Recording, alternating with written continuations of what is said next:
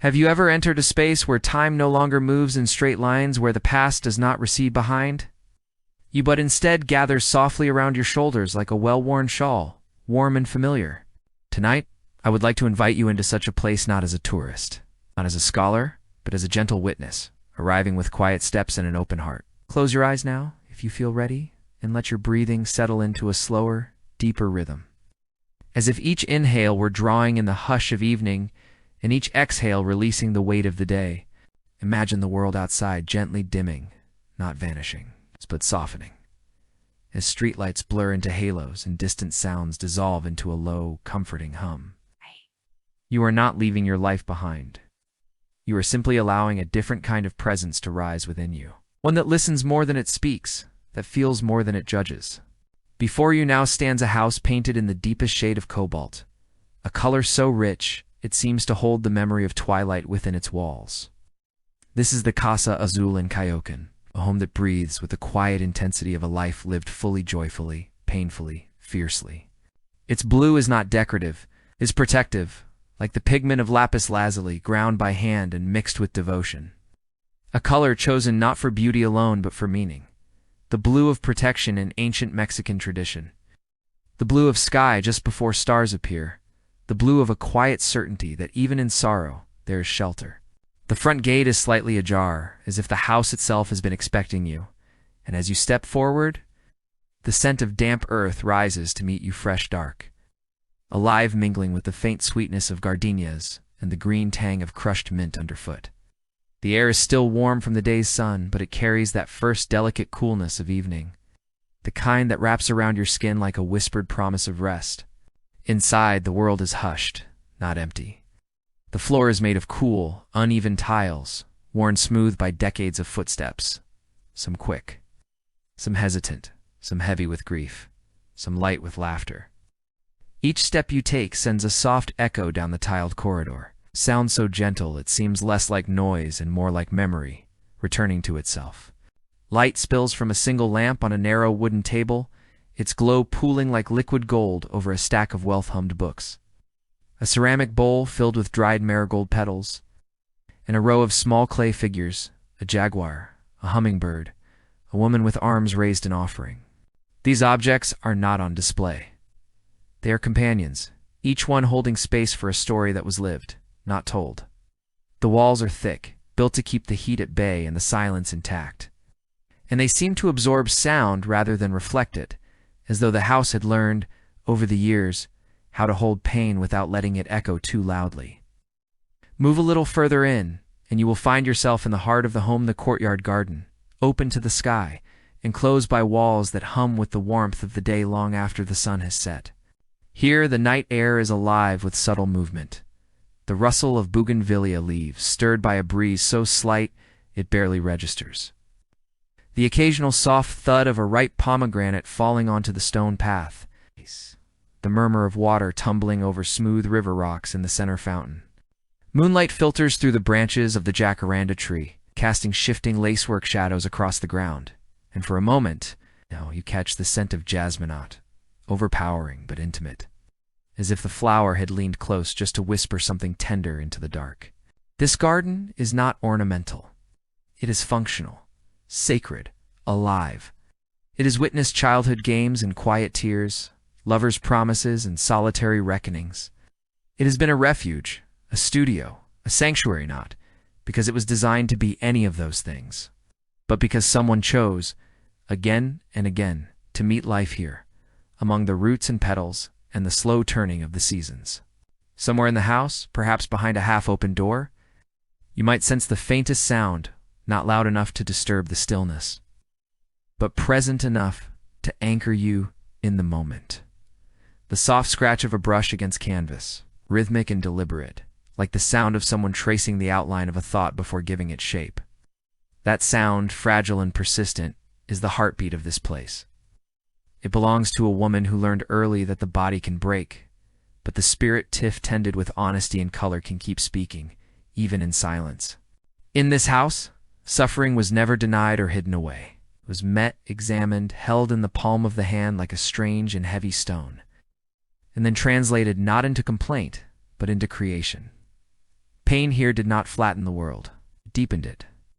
Each brushstroke was an active witness, each self-portrait a quiet insistence. I am still here. I am still seeing. I am still becoming. The rooms themselves seem to remember this.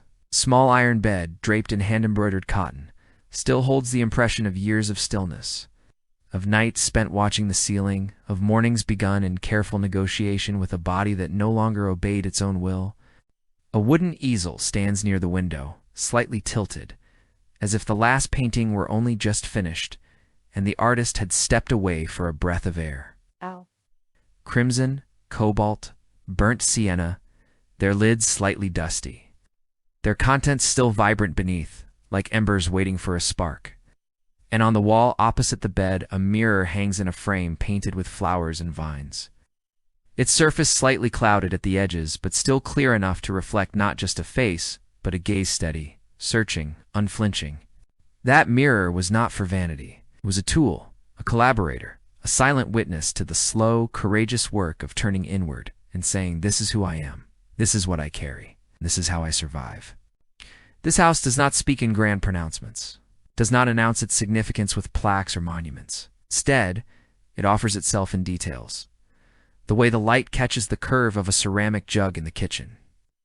The faint ridge of paint built up over years on the edge of a door frame. The worn groove in the stone step where countless feet have paused before stepping inside. It is a place that honors complexity, that holds room for laughter and grief in the same breath, for love and betrayal in the same embrace, for strength and fragility in the same body. And tonight, it opens its doors to you, not to teach you something. Not to demand your attention, but simply to let you be here. In this quiet convergence of color and memory, of art and endurance, our story begins not with fame, not with tragedy, not even with art, but with presence. With a girl walking barefoot through a sun-warmed garden, a young woman lying still in a narrow bed, watching light move across the ceiling. With a painter mixing colors not to beautify the world, but to tell it the truth about pain, about identity, about the stubborn, luminous act of continuing. As we move through the coming hours, we will walk beside her, not rushing, not interpreting, not simplifying, simply accompanying her as she transforms what she cannot change into what she can create.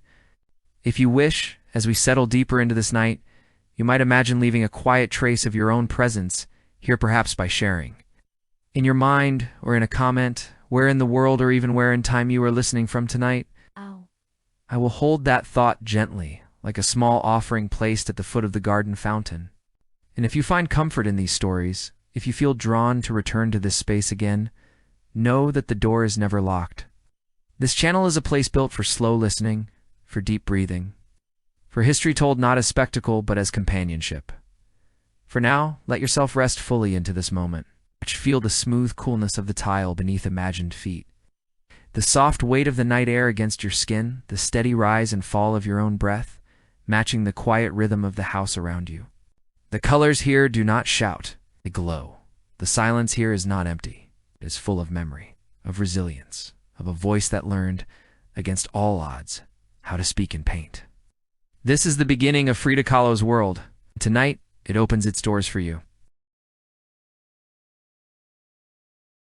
Before the world ever heard her name, before the colors of her paintings began to pulse across canvases with the intensity of a beating heart, there existed a world defined not by fame or legacy, but by the slow rhythm of morning light spilling over cobalt walls and the quiet hum of life unfolding in a garden, where time moved like water over smooth stones, gentle, unhurried, inevitable.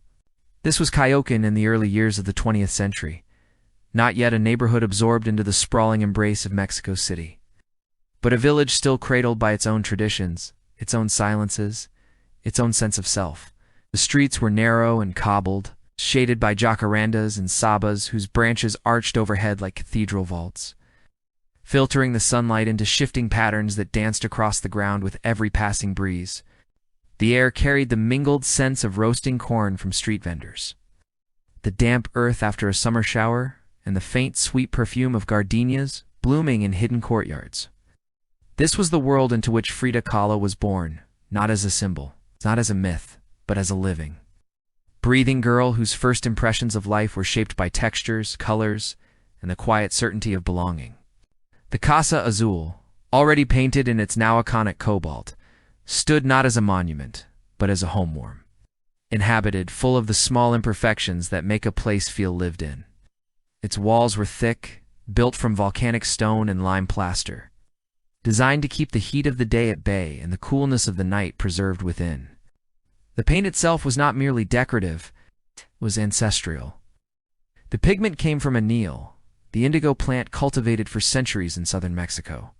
Its deep blue rooted in pre-Hispanic tradition, color believed to ward off evil spirits, to honor the sky, to protect the threshold between the seen and the unseen. Every brushstroke on those walls carried memory, intention, a quiet act of devotion repeated season after season. Even as a child, Frida sensed this. She would press her palm against the sun-warmed surface and feel not just heat but something older, something like a pulse, the slow, steady breath of a house that had witnessed generations. Inside, the rhythm of the day began softly, almost imperceptibly. Before dawn, the first sounds were not voices, but movements. The scrape of a wooden spoon against a copper pot, the soft hiss of water meeting hot clay camal, the rustle of rebozos being folded and set aside. Her mother, Matilda, moved through the kitchen with the quiet efficiency of someone who understood that care is often expressed not in grand gestures, but in the repetition of small ones. How she pinched the edges of tortillas between her fingers just so. How she stirred the mole with slow, deliberate circles. How she whispered a prayer each morning as she lit the candle before the small altar in the corner. Frida watched her not with admiration, not yet, but with the deep, unspoken absorption of a child learning the language of love through observation. Oh. She memorized the way her mother's hands moved, strong, practical, never still hands that could knead dough, mend a torn dress, soothe a fevered brow, all without breaking their steady rhythm. No. These hands taught her that strength does not always announce itself. Sometimes it resides in the quiet persistence of daily grace. Her father, Guillermo, offered a different kind of presence, one shaped by silence, precision, and the careful discipline of seeing. A photographer by trade and temperament, he inhabited the world through the lens, not as an escape, but as an act of deep attention. He moved slowly, deliberately, as if afraid that haste might blur the truth he sought to capture. His studio, tucked away in a room where the light entered at just the right angle each afternoon, was filled with the scent of developing chemicals, sharp, metallic, strangely comforting, and the soft click of shutters opening and closing like the wings of a patient bird. Frida was drawn to this space not for its tools, but for its atmosphere, the hush that settled over her father when he worked. The way his brow furrowed in concentration, the way he would sometimes pause, mid-adjustment, and simply look not at the subject, but into it, as if waiting for something hidden to reveal itself. From him, she learned that seeing is not passive. It is an active, almost sacred listening. He never told her to pay attention. He showed her day after day how to hold a moment in her gaze until it yielded its secret. And then there was the garden, the true heart of the house, a place where the boundaries between inside and outside softened and dissolved. It was not a formal garden, designed for display, but a living extension of the home, a tangle of bougainvillea spilling over stone walls. Pomegranate trees heavy with fruit, hibiscus blooms as large as a child's hand, and a central fountain whose waters murmured a constant, gentle lullaby. The paths were made of flagstone, worn smooth by years of bare feet and sandals, and between them the earth remained soft, dark, and rich a deal, for kneeling, for tracing shapes with a stick, for pressing fingers into the cool dampness after rain. This was Frida's first studio, though she did not know it yet. Here, she learned to watch the world with the patience of a painter long before she ever held a brush. The way light caught the edge of a leaf and turned it translucent, the slow crawl of a beetle across a sun-warmed rock, the precise moment a hummingbird hovered, wings a blur before darting away in a flash of iridescent green. She did not rush. She waited. And in that waiting, she absorbed the language of form, of contrast, of fleeting beauty that would one day find its voice in oil and canvas. Even as a child, Frida carried within her a quiet intensity that set her apart not in arrogance, but in depth. While other children chased balls or played tag with loud, exuberant energy, she often lingered at the edges, observing, absorbing. She noticed how the shadows lengthened as afternoon deepened into evening, how the scent of the garden shifted from green and sharp at noon to thick and honeyed by dusk. She felt the textures of the world with unusual sensitivity, the roughness of the adobe wall, the smooth coolness of river stones in the fountain, the velvety softness of a marigold petal between her fingertips. Her senses were not merely functional. They were interpretive, translating the physical world into emotional resonance. A sudden gust of wind wasn't just air, it was a whisper of change. The cry of a distant rooster wasn't just sound. It was the pulse of the village waking. This heightened awareness was not a choice. It was her way of being in the world, a sensitivity that would later become both her burden and her gift. Yet even in these sun-drenched years, her body whispered its own quiet warnings. At the age of 6, she contracted polio, an illness that swept through her with fever and weakness, leaving her right leg thinner, her gait slightly uneven. The other children called her Frida Pata de Palo Frida Peglaga, names she would later reclaim with defiant pride, turning insult into armor. But in those early days, the difference was not something she announced. It was something she carried inwardly, like a secret weight. She learned to compensate not with bitterness, but with ingenuity. She sat longer, watched more closely, listened with greater intent. When her legs tired, she found a shaded spot beneath the jacaranda and simply was letting the world move around her while her mind mapped its contours. Illness did not isolate her. It deepened her connection to stillness, to observation, to the inner landscape where imagination could flourish unimpeded by physical limits. In this way, even her vulnerability became a kind of training, a preparation for the years ahead. When her body would fail her again and again, and her mind would be the only vessel strong enough to carry her forward, the garden, in its generosity, offered her refuge not just from physical strain, but from the unspoken tensions of the household. Her parents' marriage was not one of open conflict, but of quiet divergence. Her mother, devout and pragmatic, rooted in the rhythms of Catholic ritual and domestic order. Her father, introspective and artistic, shaped by German discipline and a lingering melancholy that no amount of sunlight could fully dispel. Frida felt these currents not as drama, but as atmosphere, like the shift in air pressure before a storm. She learned to navigate them instinctively, offering her mother help in the kitchen with cheerful efficiency, sitting beside her father in his studio with patient silence. She became, without realizing it, a bridge between two worlds, the practical and the poetic, the earthly and the ethereal. This duality would later echo in her art, the visceral realism of her wounds, paired with the symbolic richness of monkeys. Roots, thorns, and halosa, visual language born from a childhood spent balancing opposites. As the years passed, the garden remained her constant. She walked its paths barefoot, feeling the warm stone give way to cool earth, then to the slick smoothness of moss near the fountain. She climbed the low branches of the pomegranate tree, not to escape, but to gain perspective, to see the roof tiles glowing gold in the late sun, the smoke curling from neighboring chimneys, the distant silhouette of the volcanoes Popocatépetl and Iztaccíhuatl resting on the horizon like sleeping giants. From that vantage point, the world felt both intimate and vast, a paradox she would carry with her for life. She understood, even then, that belonging does not mean sameness. It means knowing your place within a larger pattern, like a single leaf on a sprawling vine. There were moments of pure, unburdened joy, 2 moments that shimmered with the clarity of glass. She and her sisters would gather fallen bougainvillea blossoms and arrange them into crowns, their laughter ringing off the courtyard walls. They played loteria on the tiled floor, the cards crackling between their fingers, the call of Flor or Corazon echoing in the warm air. On feast days, the house filled with relatives, the scent of tamales and atole wrapping around everyone like a shared breath, music spilling from the gramophone in scratchy, joyful bursts. Frida danced not with the ease of those who take their bodies for granted, but with a fierce, concentrated joy, her movements precise, her expression alight. She wore her hair in braids wrapped with bright ribbons, her dresses embroidered with flowers that seemed to bloom anew with each step. In these moments, she was not the girl with the thin leg, not the quiet observer, not the future icon. She was simply Frida, live in her body, connected to the world, radiant with the uncomplicated pleasure of being here now. And yet, beneath the surface of this idyllic childhood, history was already moving quietly, insistently. The echoes of the Mexican Revolution, though its fiercest battles had passed, still lingered in the air like distant thunder. Soldiers sometimes marched through the village square, their boots heavy on the stones.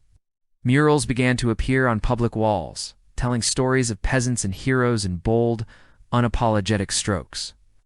Conversations at the dinner table carried new words: justice, land, dignity, words that pulsed with meaning even if their full weight was not yet clear to a child. Frida absorbed these currents not as politics, but as atmosphere. The tension in her father's voice when he spoke of instability. The quiet pride in her mother's eyes when she described the women who had marched, the way the village itself seemed to hold its breath, waiting to see what kind of world would emerge from the ashes of the old. This world, this garden, this house, this village, was the soil from which Frida Kahlo would one day grow. Not the dramatic, broken figure the world would later project onto her, but the girl who learned to see deeply, to feel intensely, to hold stillness and fire in the same breath. Everything she would become, the artist who painted her pain with unflinching honesty. The woman who wore her heritage like a crown, the thinker who questioned love, identity, and nationhood, had its roots here. The quiet garden of Coyoacán, where the cobalt walls stood guard, the fountain whispered its endless song. And a child walked barefoot, gathering colors, gathering light, gathering the quiet courage that would one day allow her to turn her suffering into something luminous, enduring and profoundly, unforgettably human. For now, she was only gathering, and the world, in its slow, patient way, was preparing her for the storm. As the years flowed forward like the quiet current of a river bending around stones, the child who once walked barefoot through the garden of Coyoacán began to awaken to a new kind of self, one shaped not by innocence alone, but by the subtle friction between inner fire and outer limitation. The world around her remained rich with color and motion, the same cobalt walls, the same rustling bougainvillea, the same fountain murmuring its endless song. Yet something fundamental had shifted within her. She was no longer simply observing the world from the outside.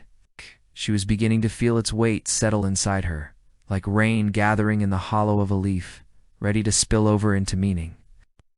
Adolescence arrived not as a sudden transformation, but as a quiet deepening, like light intensifying at dusk, revealing contours that had always been there, but only now becoming visible. Frida was now a girl of contradictions, carrying within her a duality that would define her life. She moved with a lightness that belied the heaviness her body sometimes imposed, spoke with a sharp clarity that masked the tenderness beneath, and dreamed with a ferocity that made even the most mundane moments shimmer with possibility. She did not fit neatly into the expectations laid out before her, neither the pious obedience demanded of young women in devout households, nor the carefree abandon expected of those untouched by physical vulnerability. Instead, she carved out her own way of being, fiercely curious, quietly defiant, emotionally porous. Her mind was a landscape of constant activity, not restless in the way of distraction, but active in the way of creation, always assembling, reassembling, interpreting. She saw patterns where others saw chaos, heard music in silence, found symbolism in the accidental. A cracked tile on the floor became a map of forgotten journeys. The way light fractured through a glass of water became a metaphor for perception itself. The slow unfurling of a fern in the garden felt like a secret lesson in patience and resilience. Her education at the Colegio Alemán was not a place of rigid discipline for her, but a field of hidden pathways. While other students recited facts with dutiful precision, Frida listened for the spaces between words, the pauses, the hesitations, the unspoken assumptions buried beneath official narratives. She sat near the window, where the afternoon sun slanted across her desk in golden bars, and let her gaze drift toward the trees outside, where leaves trembled in the wind like pages turning in an unread book. She absorbed knowledge not as a collection of truths to be memorized, but as raw material to be questioned, reshaped, and woven into her own understanding. Mathematics fascinated her not for its final answers, but for its internal logic, the way a single principle could unfold into infinite possibilities, like a seed branching into roots and stems. Literature stirred her more deeply, though, especially the myths and legends that spoke in symbols rather than statements. Icarus falling not from foolishness, but from the unbearable beauty of flight. Persephone returning from the underworld not as a victim, but as one who carried both darkness and light within her. These stories did not offer comfort. They offered recognition. They whispered to her that suffering and transformation were not opposites, but companions on the same path. Yet even as her intellect expanded outward, her body continued to pull her inward. The lingering effects of polio, though less visible with each passing year, remained a quiet undercurrent in her daily life, a slight stiffness in her right leg, fatigue that arrived without warning, vulnerability she learned to conceal, not out of shame, but out of self-preservation.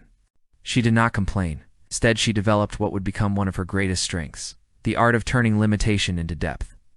When she could not run with her classmates, she sat beneath the jacaranda tree and watched them, not with envy, but with the quiet fascination of an anthropologist observing a ritual whose meaning she was still deciphering. She noticed how laughter changed the shape of their faces, how competition flickered in their eyes before dissolving into camaraderie, how even the most boisterous among them occasionally paused, mid-motion, as if sensing something fleeting just beyond reach. In those moments of stillness, she felt not exclusion, but privilege, a front-row seat to the unguarded humanity of others. Her imagination became her most loyal companion, especially on days when pain or exhaustion confined her to her room. She did not retreat into fantasy as an escape, but as an extension of reality. She filled the blank spaces in her textbooks with drawings, not doodles, but deliberate sketches. A bird with mechanical wings, a woman whose hair grew into vines that climbed the walls, self-portrait where her chest opened like a cabinet to reveal small, glowing objects inside books, a compass, a beating heart wrapped in thorns. These were not flights of fancy. They were early attempts at self-diagnosis, visual hypotheses about what it meant to be a thinking, feeling, being trapped in a body that did not always cooperate. She began to understand that the mind could move freely even when the limbs could not. That thought had no weight, no limits, no need for permission. In the silence of her room, she constructed entire world cities built on clouds. Libraries where books whispered their contents when touched, gardens where flowers bloomed in colors no eye had ever seen. And in each of these imagined places she placed a version of herself, not broken, not healed, but whole in a way that transcended physical form. Her father remained her closest ally in this inner life. Guillermo, who himself carried the invisible weight of epilepsy, a condition he concealed with quiet. Dignity understood instinctively what others missed, that Frida's stillness was not passivity, but profound engagement. He invited her into his world with increasing frequency, not as a student, but as a collaborator. He taught her to load glass plates into the camera's wooden chamber, to calculate exposure times by watching the quality of light not by numbers, but by the way it settled on skin, on stone, on water. He showed her how to develop photographs in the darkroom, where the world inverted into shades of silver and shadow, and where an image slowly emerged from nothing, like memory rising from the depths of the mind. In that red-lit space, time dissolved. The only sounds were the soft slosh of chemicals in trays, the gentle lift of paper from liquid, the slow deepening of tone as the picture revealed itself.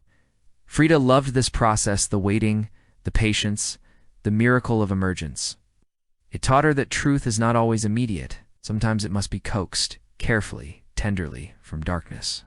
From him, she also learned the language of gaze, the understanding that every photograph is a negotiation between the seen and the seer. He never pointed his camera at her without asking, never imposed an expression, never staged a moment unless it carried emotional authenticity. The camera does not lie, he would say, but it does not tell the whole truth unless the subject consents to be known. Those words settled deep within her, becoming a guiding principle for her own art years later. She realized that to paint herself was not narcissism, but an act of radical honesty, a willingness to stand before the mirror and say, "This is how I am. Right now, in this light, with this pain, with this hope, Her father's respect for her autonomy, his trust in her perception, gave her the first true foundation for self-representation, not as performance, but as testimony. At home, the rhythms of daily life continued, layered with unspoken tensions. Her mother Matilda devoted herself to the domestic sphere with a fervor that bordered on ritual, the polishing of silver until it gleamed like captured moonlight, the folding of linens with geometric precision, the recitation of evening prayers with lips that moved in silent communion. Frida admired her strength, though she did not yet understand its source. She saw how her mother's hands could soothe a fevered brow and mend a torn dress with equal care, how her voice could shift from stern command to lullaby in a single breath. This practical devotion was a language all its own one, Frida would later translate into paint. The meticulous rendering of lace on a dress, the careful detailing of embroidery, the reverence for objects that held memory and use. Yet she also sensed the cost of this devotion, the way her mother's shoulders stiffened when her father spoke of politics or art, the quiet sigh she exhaled when Frida asked questions no girl was supposed to ask. In those moments, Frida felt the first stirrings of rebellion, not against her mother, but against the narrow corridors into which women were expected to fit their vast inner lives. Her friendships, though few, were deep and chosen with intention. She gravitated toward those who carried their own quiet intensities, a classmate who wrote poetry in the margins of her notebooks, a neighbor's daughter who could identify every bird by its call, a cousin who smuggled forbidden novels into the house wrapped in brown paper. With them, she did not need to explain herself. They understood that laughter could be sharp and sudden, like the crack of a twig underfoot, that silence could be shared without discomfort, that dreams could be spoken aloud without fear of ridicule. They gathered in hidden corners, the attic filled with forgotten furniture, the empty classroom after school, the stone bench beneath the pomegranate tree, and spoke of futures that stretched beyond the prescribed paths of marriage and motherhood. Frida imagined herself as a doctor, not out of abstract idealism, but from a visceral need to mend what was broken, to hold a trembling hand, to ease a fevered brow, to stand beside someone in their most vulnerable hour. She saw medicine not as science alone, but as an act of compassion made visible. That dream, though it would never be realized in the way she imagined, would find its fulfillment in another form, not with a stethoscope, but with a brush, not in healing bodies, but in giving voice to their hidden sufferings. The streets of Mexico City, when she ventured beyond Coyoacán with her father, pulsed with a different kind of energy, louder, faster, more layered. Vendors called out in rhythmic chants, their voices rising and falling like waves. The scent of roasting chilies mingled with engine smoke and the sweet tang of fresh-cut fruit. Murals began to appear on public walls, vast and unapologetic, filled with workers, mothers, revolutionaries' figures rendered not in idealized grace, but in muscular, earthy realism. Frida studied them as she passed, not as art, but as declarations. We are here. We matter. Our stories are worth telling. She felt the pulse of a nation still stitching itself back together after the revolution, not with neat seams, but with bold, uneven stitches that showed where the fabric had been torn. This was not history in books. This was history breathing, sweating, singing in the streets. It seeped into her awareness, like dye into cloth, staining her sense of identity with new colors. Pride in her mestiza heritage, curiosity about indigenous traditions. A growing awareness that culture was not inherited passively, but claimed actively, daily, through language, dress, belief. She began to experiment with her own appearance, not as vanity, but as self-definition. She let her hair grow long, then braided it with ribbons, not the delicate pastels expected of young ladies, but bold reds and yellows that echoed the flowers in her garden. She wore her father's old shirts over her dresses, not to imitate a man, but to claim the freedom of movement they offered. She studied her reflection in the mirror with new attention, not to assess beauty, but to test expression, to see how a slight tilt of the head changed the story her face told, how a steady gaze could hold both vulnerability and defiance. In these small acts of self-fashioning, she was laying the groundwork for the iconic image she would one day project to the world, not a costume, but a carefully constructed truth, a visual language in which every element carried meaning. There were moments, too, of pure, unburdened joy moments that shimmered with the clarity of glass. Dancing at family gatherings, her movements precise and joyful despite the slight hitch in her step. Reading aloud to her younger sisters, her voice rich with dramatic inflection. Sketching caricatures of teachers that made her friends stifle laughter behind their hands. In these flashes, she was not the girl with the fragile leg, not the quiet observer, not the future icon. She was simply Frida, alive in her body, connected to the world, radiant with the uncomplicated pleasure of being here, now, herself. And yet, beneath the surface of this vibrant adolescence, a new storm was gathering, not external, not yet, but internal. The slow realization that she was not like everyone else, not in body, not in mind, not in the way she felt the world pressing against her skin. But instead of shrinking from this difference, she held it close, turning it over in her hands like a smooth stone, studying its weight, its texture, its hidden facets. She was learning, without knowing she was learning, how to transform alienation into art, solitude into strength, sensitivity into vision. Ow. She was still gathering. But now, she was also beginning to choose what to keep, what to discard, what to carry forward into the life she would, against all odds, build for herself. There are moments in human life that arrive without fanfare, unnoticed in their approach, yet so profound in their impact that they separate one existence from another as cleanly as a blade parting fabric. They do not announce themselves with thunder or warning. Often, they slip into the world disguised as ordinary afternoons, the kind that shimmer with routine, with the comforting illusion of continuity. For Frida Kahlo, such a moment came on September 17, 1925. Though she did not know its weight as she stepped onto the wooden streetcar that afternoon. Her books tucked beneath one arm, her laughter still warm in her throat, her mind alight with the future she imagined building, brick by careful brick, in the shape of a doctor's white coat and steady hands. The city around her moved with its usual rhythm, cobblestones glowing faintly under the late sun. The scent of roasting corn and diesel smoke weaving through the air like threads in a tapestry. The distant hum of voices rising and falling in the cadence of everyday life. Mexico City in those years was a city in transitions, till carrying the echoes of revolution in its murals and political murmurings. Yet pulsing forward with the energy of modernity, its streets alive with streetcars, bicycles, and the clatter of hooves on stone. Frida knew this city intimately, not as a tourist, but as someone who had walked its neighborhoods with her father, studied its faces, absorbed its contradictions. She felt at home in its noise, its color, its layered history. And on that afternoon, she felt especially alive. Not careless, but simply present, embodied, unafraid. She boarded the streetcar with a group of school friends, the kind of companionship that feels like sunlight spilling across a room, easy warm, unburled by the weight of tomorrow. Whence they settled onto the wooden benches, their conversation flowing in the way only youthful dialogue can, half serious, teasing, full of references only they understood.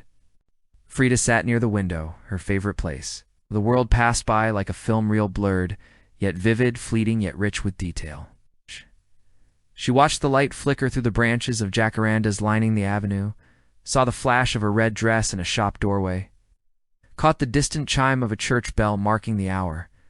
Her thoughts drifted between schoolwork, an upcoming exam, a letter she meant to write, the way her mother's hands moved when she kneaded dough, that morning's small, ordinary things, the kind that make up the quiet architecture of a life. The streetcar rattled gently along the tracks, its wooden frame groaning in familiar protest with each turn.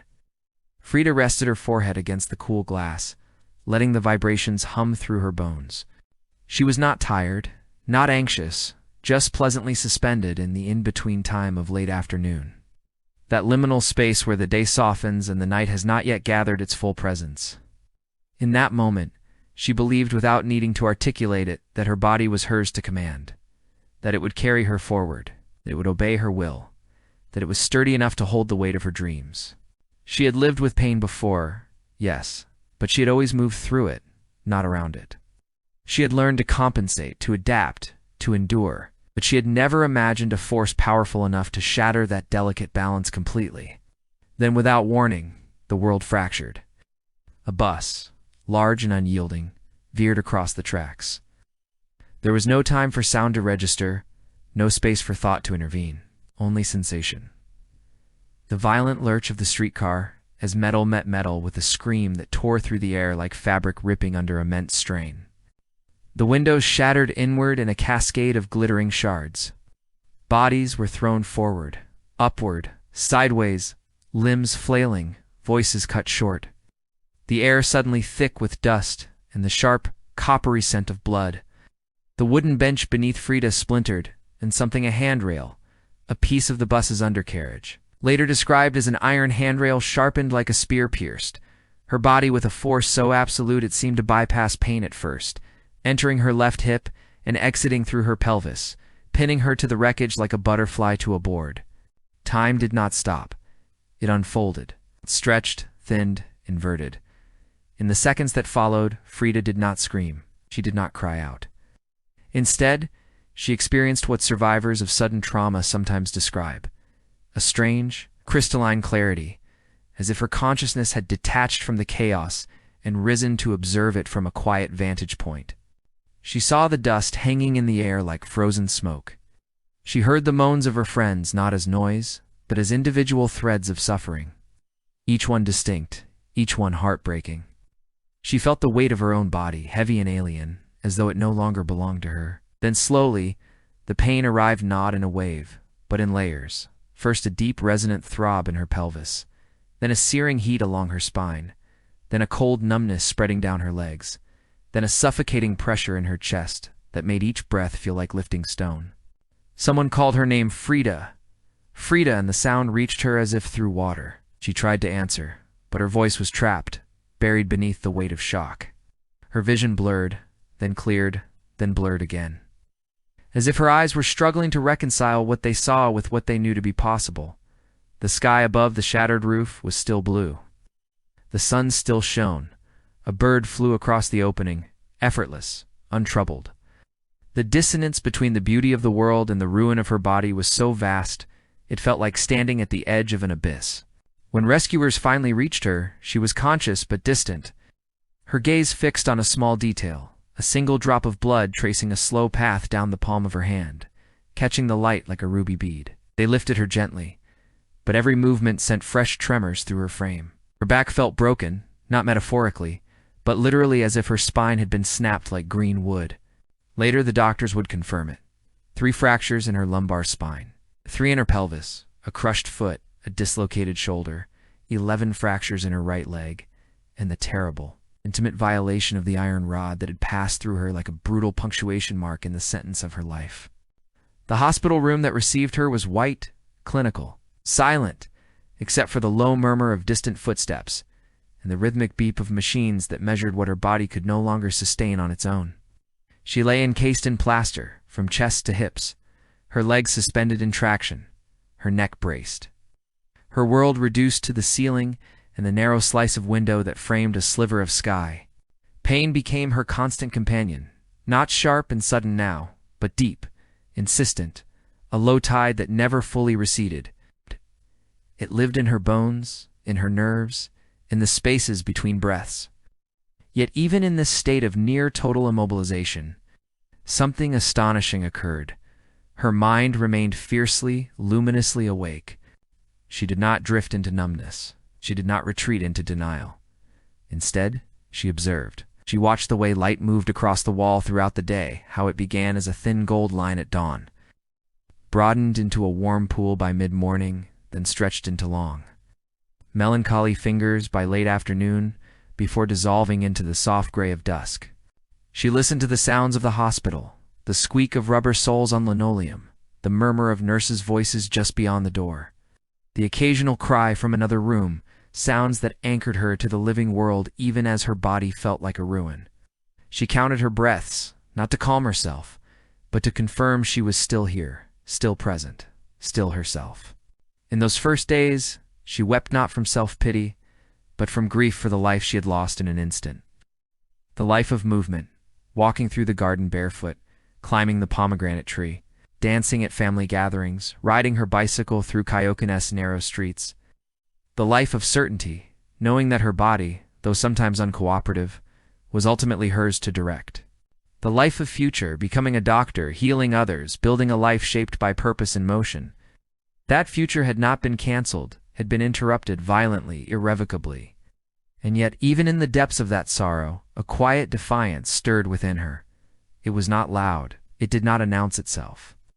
It was simply the refusal to let the darkness swallow her whole. She began to notice small acts of care, the way a nurse adjusted her pillow with gentle hands, how her mother brought her favorite atole in a thermos and sat beside her in silence, how her father entered the room one evening and simply held her hand, his thumb brushing her knuckles in a gesture that said everything he could not speak.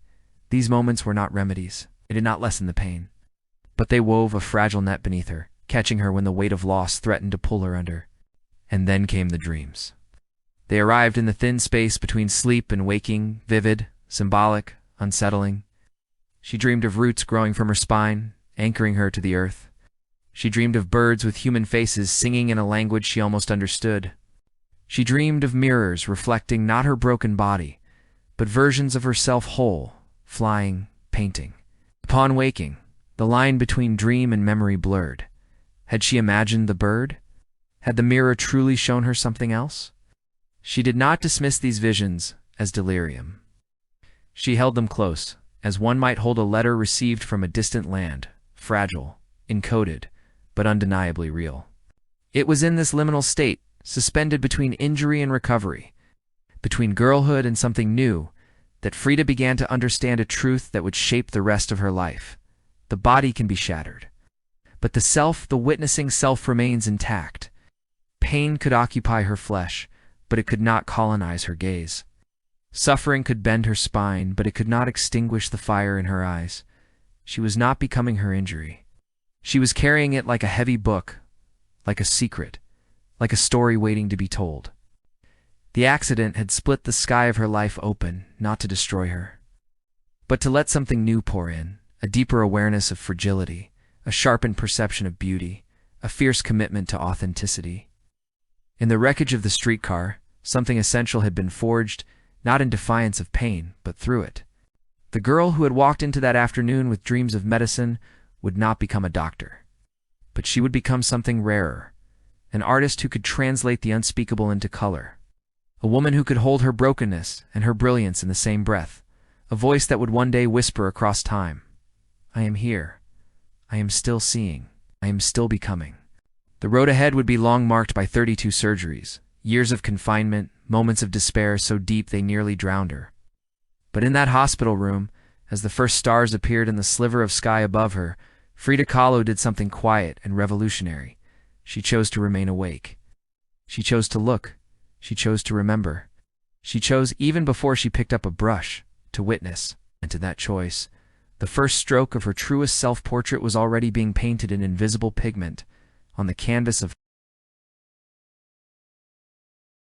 In the weeks and months that followed the accident, as the world outside continued its relentless motion, buses rattling over worn tracks, vendors calling out in the late afternoon light, children racing through the streets of Coyoacán with laughter trailing behind them like ribbons caught in the wind, Frida's life had settled into a different rhythm, one governed not by movement but by stillness, not by action but by attention, not by expansion but by deepening.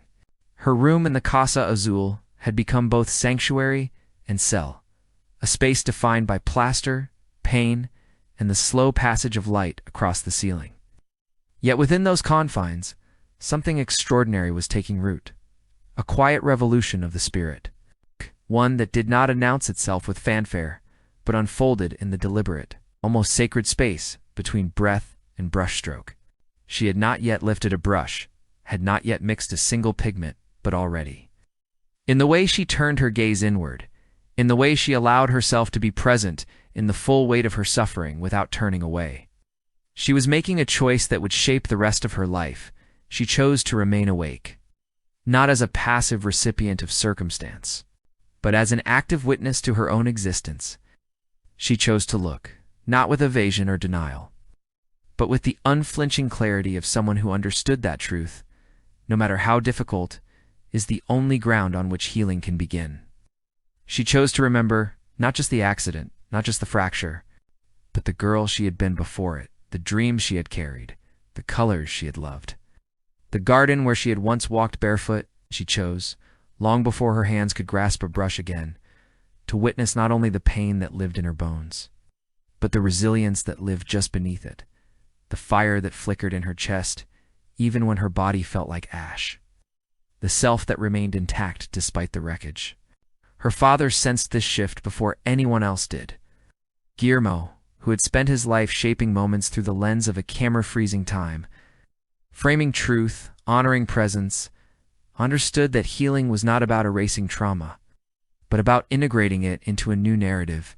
And so one morning, without ceremony or explanation, he entered her room, carrying not medicine or books, but an easel of polished wood, its joints worn smooth by years of use, a set of brushes tied together with twine, their bristles still soft and supple, and a small wooden box lined with compartments, each one filled with thick jewel-toned oils, ochre-like sun-warmed earth, cobalt as deep as the house's walls, crimson that pulsed like a heartbeat, ivory white that held the memory of moonlight on stone.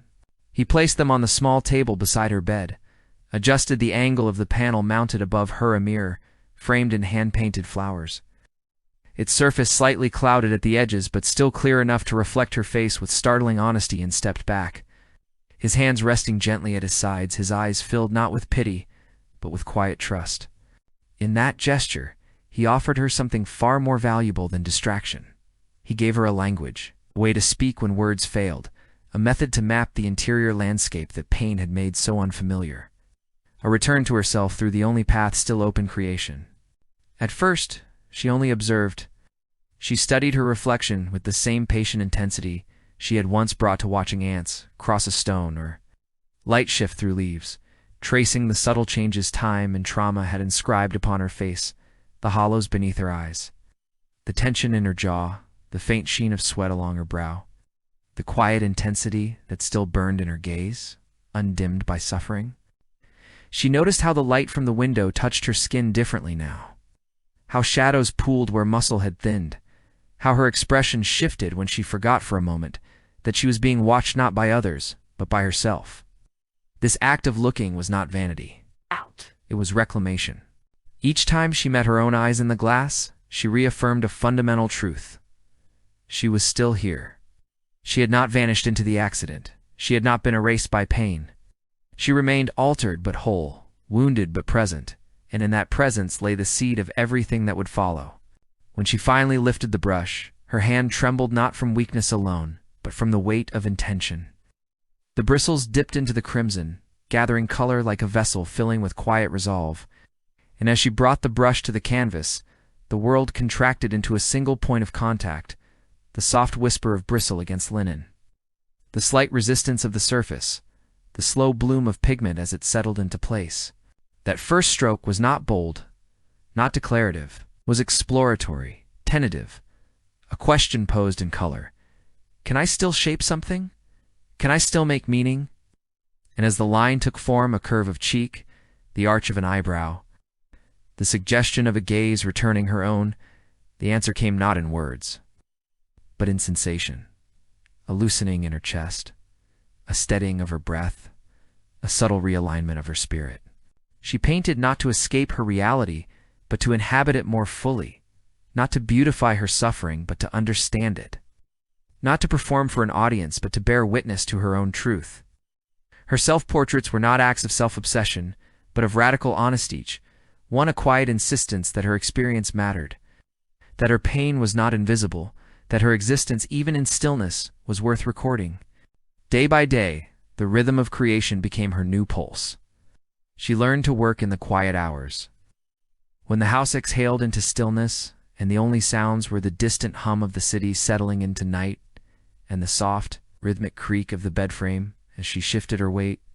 She painted in the pale gold of early morning when the light spilled across the floor like liquid honey, and in the deep blue of evening when shadows gathered in the corners and the mirror reflected not just her face, but the glow of the lamp beside her, haloing her in soft, forgiving light. Her mother would enter quietly with a tray of atole, bowl of fruit, a folded shawl, and pause in the doorway, watching not with judgment, but with a dawning recognition. This was not distraction. This was survival.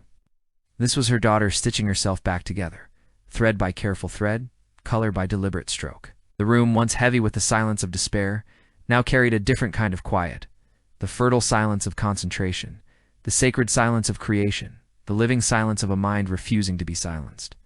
She discovered that paint could reach places her body no longer could. With every canvas, she reclaimed a fragment of agency, the choice of color, the pressure of the brush, the decision to include or omit, to soften or sharpen, to reveal or conceal.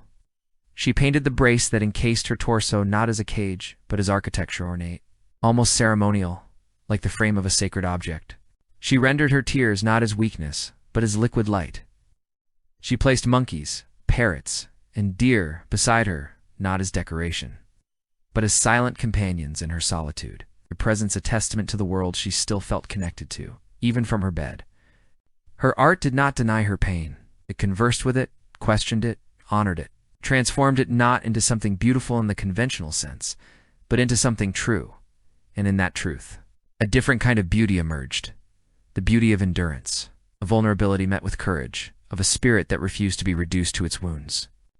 In this small room, surrounded by jars of pigment, brushes resting in ceramic cups, sketches pinned to the wall like fragments of a dream, Frida Kahlo began to understand that creation is not the opposite of suffering, but its most profound response. Her brushstrokes were born from silence, yes, but not the silence of emptiness. They rose from the deep, resonant silence of listening, of waiting, of gathering oneself in the aftermath of rupture. They were the sound of a soul relearning its own voice, note by careful note, until the song, though scarred, though altered, was unmistakably, unforgettably hers. When Frida finally stepped out of the long season of convalescence and into the world again, her body moved with a new kind of caution, not the hesitation of fear, but the deliberate grace of someone who had learned to listen to the language of her own limits, who understood that every step forward required negotiation with the memory of pain still embedded in her bones, and yet who carried within her a quiet, unshakable insistence on participation, on presence, on life, not as a passive recipient, but as an active, breathing witness. The air outside the Casa Azul felt different now, colder, not harsher, but more textured, as if she could sense the weight of humidity, the direction of the breeze, the faint vibration of distant footsteps in a way she never had before. Her senses sharpened by months of stillness, her perception deepened by the long hours spent observing the slow drift of light across her ceiling, the subtle shift of shadows on the wall, the rhythm of her own breath rising and falling like a tide that refused to recede. She wore her pain not as a shroud, but as a layer of awareness, a constant companion that shaped how she moved through space, how she held a cup of coffee, how she tilted her head when listening. Yet none of this dimmed the fire in her eyes, that steady, searching light that had only grown more intense through solitude, more focused through reflection, more unyielding through the act of turning inward and saying, again and again, I am still here, I am still seeing, I am still becoming. It was during this fragile, luminous period of return when the world felt both achingly familiar and subtly altered. Like a song remembered but played in a new key, that she found herself drawn once more into the orbit of a man whose presence seemed to occupy space, not just physically, but atmospherically, as though the air itself thickened and warmed in his vicinity. Diego Rivera was already a figure of myth in the cultural landscape of Mexico.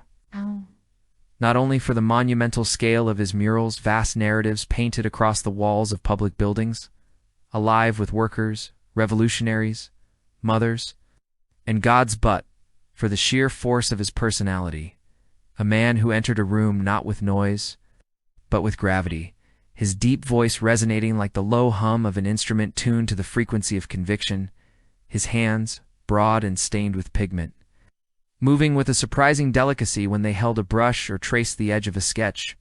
Frida had seen him years before as a teenager, standing at the edge of a scaffold in the Ministry of Public Education, watching him paint with the quiet fascination of someone witnessing, a ritual whose meaning she could not yet decipher, but felt instinctively drawn to understand. And now, years later, their paths crossed again, not by accident, but with the quiet inevitability of two currents that had long been moving toward the same confluence. Their first real conversations unfolded in the soft light of late afternoons, seated on the shaded terrace of the Casa Azul, where the scent of jasmine mingled with the faint metallic temps of oil paint clinging to Diego's sleeves, and the only sounds were the distant chime of a church bell and the slow drip of water from the fountain onto the stone below. He spoke not with the performative charm of a man accustomed to admiration, but with the unhurried sincerity of someone who had long since stopped trying to impress and had instead committed himself to truth, however inconvenient, however unvarnished. When he asked her about her painting, genuine curiosity in his voice, not polite obligation, she hesitated only for a moment before guiding him to her small studio, where canvases leaned against the wall, some finished, some half-formed, all pulsing with an emotional honesty that needed no explanation. He did not offer praise in the way others might, vague, decorative, safe, but stood before each piece in silence, his brow furrowed not in judgment but in deep listening, as if the images were speaking directly to him in a language older than words. And when he finally turned to her, his eyes held something rare, not awe, but recognition. The quiet certainty of a fellow traveler acknowledging another who had walked a difficult path and returned bearing maps drawn in blood and color. He saw in her work what few others could perceive, not technical perfection, not stylistic conformity, but a raw, unmediated truth. It's a willingness to stand before the mirror and record not the face the world expected, but the face that lived beneath it. Weary and defiant, wounded and whole, a self-portrait not as vanity but as testimony. Frida felt something shift within her as she watched him respond, an excitement in the fluttering sense, but a deep, resonant alignment, like two tuning forks struck in the same key, their vibrations merging into a single, sustained note. She admired his courage, yes, his refusal to soften his vision for comfort or approval. But more than that, she felt understood by him in a way that required no translation, no justification. He did not ask her to minimize her pain or perform resilience for his ease. He accepted her as she was, fragile in body, fierce in spirit, complex in emotion, and in that acceptance, she found a space to exhale, to let down the careful guard she had built around her vulnerability, to allow herself the luxury of being seen without being simplified. There was something magnetic about him, undeniable and immense. Like standing beside a bonfire on a cold night, the warmth was generous, the light illuminating, the energy vital, but the danger was real too. For fire does not choose whom it warms or whom it consumes. Diego's life had always been marked by that kind of elemental force. Passion so vast it could not be contained by a single channel. A love so abundant it spilled over boundaries, leaving traces of itself in many places, many hearts, many lives. Their connection deepened, not through grand declarations, but through the accumulation of small, intimate moments, the way he brought her sketches he thought she might like, tucked into the pages of books he knew she would read. The way she would sit beside him as he worked, not speaking, simply absorbing the rhythm of his movements. The quiet intensity of his focus, the way his massive frame seemed to shrink in the presence of creation, becoming almost tender, almost reverent. The way they spoke of politics, not as ideology, but as ethics, of art not as product, but as responsibility, of Mexico, not as nation, but as living memory. Layered with indigenous wisdom, colonial fracture, and revolutionary hope, they became mirrors for one another, not flattering. But truthful, Diego saw in Frida a strength that defied her physical fragility, a mind that cut through pretense with surgical precision, a spirit that burned with a clarity he both envied and honored. Frida saw in Diego a generosity of vision that refused to look away from injustice, a devotion to collective memory that grounded his work in something larger than ego, and a vulnerability he rarely showed the world, a loneliness that lived beneath his laughter, a fear of irrelevance that drove him to create with relentless urgency. Yet even as affection bloomed between them, a quiet tension began to gather at the edges of their bond, not as conflict, not yet, but as a subtle dissonance, like two instruments tuned to slightly different pitches, beautiful in isolation, complex in harmony. Diego moved through the world with a freedom that bordered on recklessness, his affections fluid, his loyalties porous, his history a tapestry of passionate entanglements that spoke, less of cruelty and more of an insatiable hunger for life in all its forms. Frida, in contrast, carried her love like a sacred vessel deep, singular, demanding truth in return for truth. Fidelity not as possession, but as mutual honoring. She understood his nature, not from gossip or suspicion, but from the quiet intuition that had guided her since childhood. The same instinct that told her when light was about to shift, when a storm was gathering, when a silence held more meaning than words. She knew loving Diego would mean opening herself to a fire that warmed and burned in equal measure, that offered brilliance at the cost of stability, that promised depth at the risk of fracture, yet she did not retreat. Her spirit was too bold, too alive, too committed to authenticity to choose safety over depth, to prefer the quiet ache of solitude to the vibrant, aching fullness of a love that demanded everything she had to give. Their world together became a landscape of contrasts. The deep cobalt of the Casa Azul walls against the sun-bleached ochre of the streets outside. The stillness of Frida's studio, where time moved in breaths and brushstrokes, against the kinetic energy of Diego's murals, where history surged forward in bold, unapologetic strokes. The intimacy of shared silences over breakfast, the scent of atoli rising between them, against the boisterous gatherings that filled their home with artists, writers, and revolutionaries, voices rising in debate and laughter until long after midnight. Frida learned to navigate these shifts with grace, not because they were easy, but because she understood that love, at its most profound, is not the absence of contradiction, but the willingness to hold opposing truths in the same heart, to love someone not despite their complexity, but because of it, to find beauty in the tension between shadow and light, stillness and movement, devotion and freedom. She did not seek to change Diego. She sought to understand him, to walk beside him without losing herself, to build a life where two fires could burn side by side without consuming one another. And in those early days, before the wounds of betrayal had fully opened, before the fractures had widened into chasms, there was a luminous truth at the center of their union. They recognized in each other a kindred refusal to be defined by the world's expectations, a shared commitment to creation as survival, to art as oxygen, to truth as the only ground worth standing on. They were not two halves seeking completion. They were two wholes choosing companionship, two forces choosing alignment, two artists choosing witness not because their path would be smooth, but because it would be real, and in that reality, they found something rarer than comfort, the quiet, unshakable certainty that they had met not by chance, but by necessity, not to fix one another, but to reflect, to challenge. To ignite in that ignition, something new began to rise, something that would one day be called Frida and Diego. It's not as a merger, but as a constellation, two stars bound by gravity, burning with their own light, casting long, intertwined shadows across the canvas of history.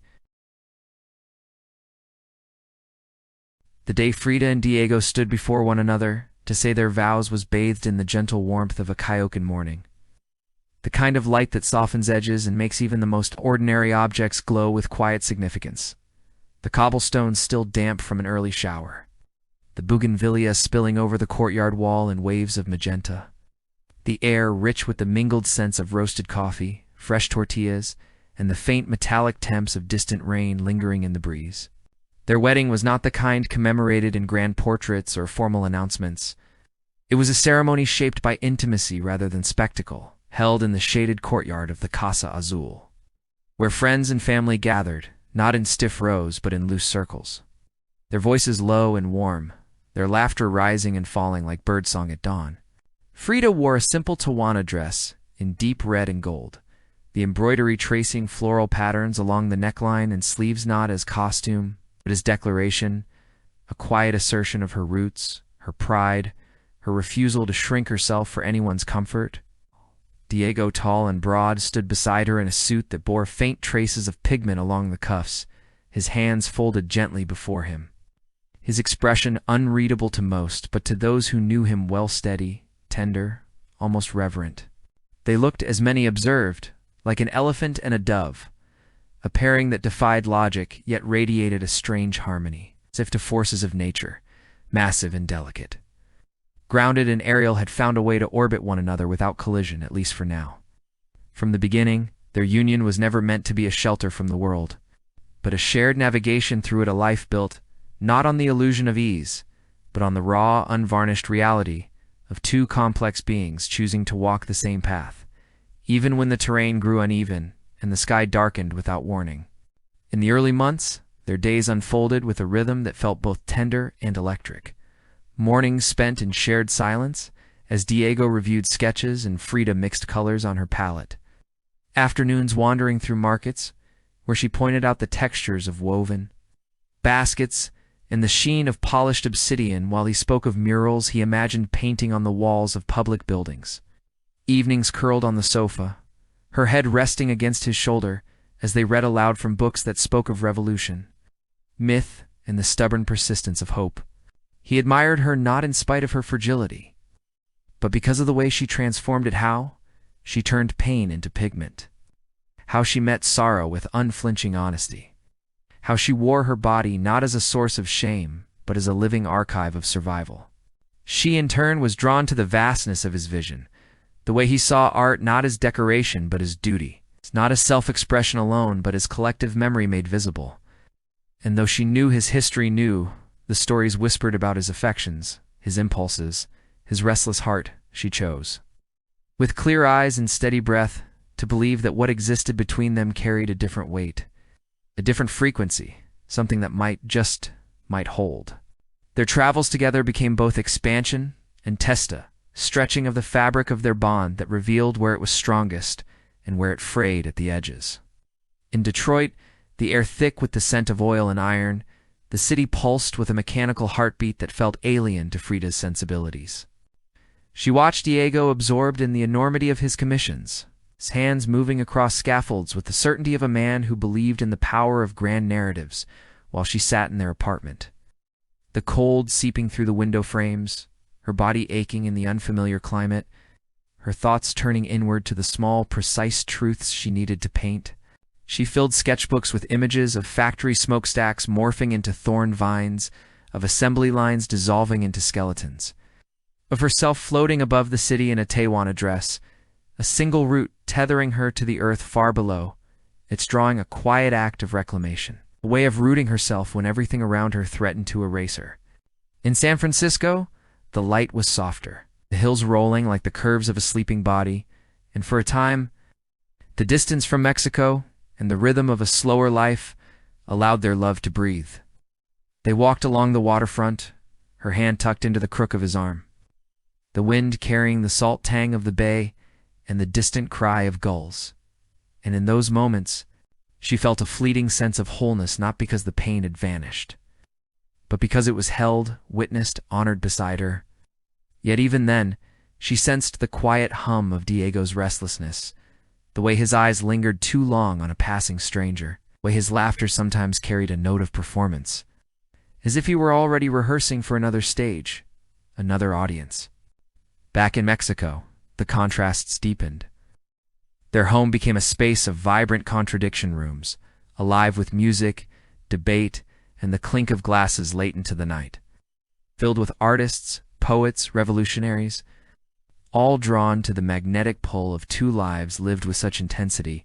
Yet just down the hall, in the quiet of her studio, Frida sat alone with canvases that bore the weight of unspoken grief. She painted memory, the heart not as accusation, but as confession. A self-portrait split open, her torso pierced by a steel rod, her heart resting broken at her feet, Diego's miniature figure walking away into the distance, his hand clasped with another woman's, every detail rendered with the precision of someone who had studied her sorrow for months, who needed to give it form before it consumed her from within. She did not destroy the painting. She hung it where she could see it each morning, not as punishment, but as a reminder.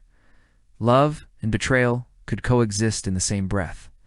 Devotion and abandonment could live in the same heart. And to love Diego was to accept that his fire would warm and burn in equal measure, that his greatness and his flaw were woven from the same thread. The infidelities did not arrive as sudden ruptures, but as slow accumulations, a late return home carrying the scent of unfamiliar perfume, a name spoken too fondly in passing, a silence that stretched too long between sentences. Frida absorbed them, not with hysterics, but with the quiet intensity of someone who had long since learned to listen to what was not said.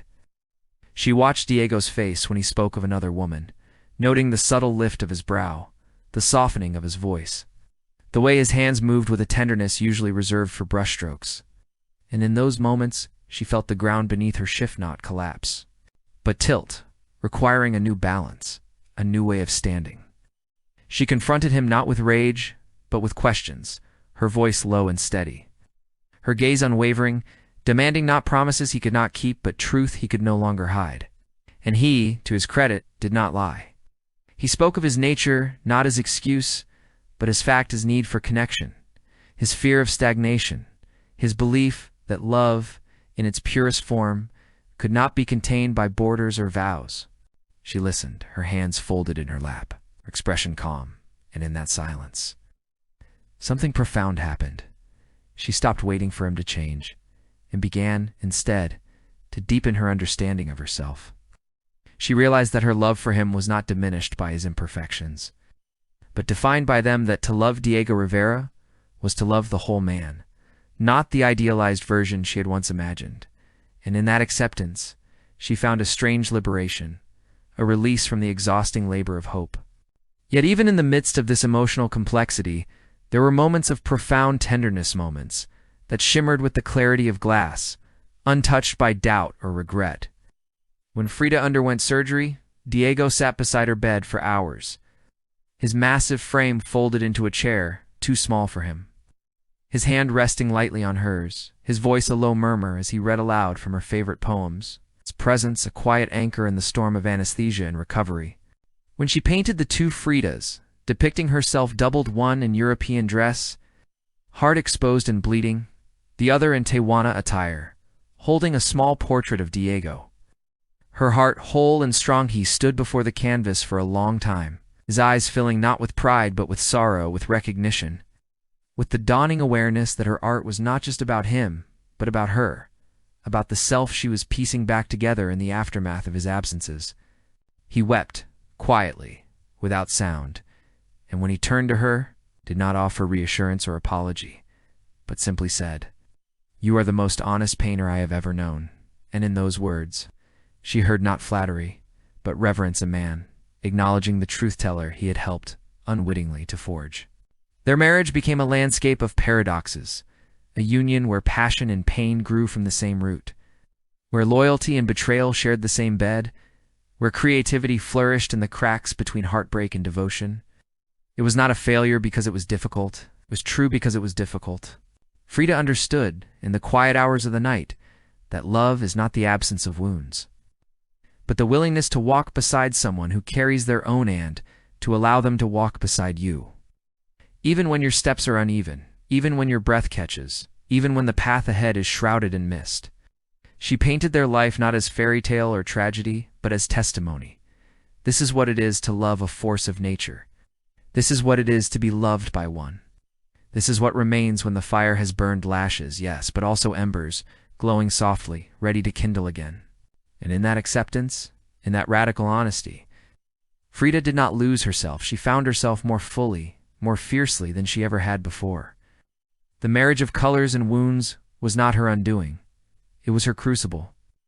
And from its heat, she emerged not broken, but forged, her voice clearer, her vision sharper, her art more luminous than ever. In the years that followed the early turbulence of her marriage and the fragile equilibrium of her convalescence, Frida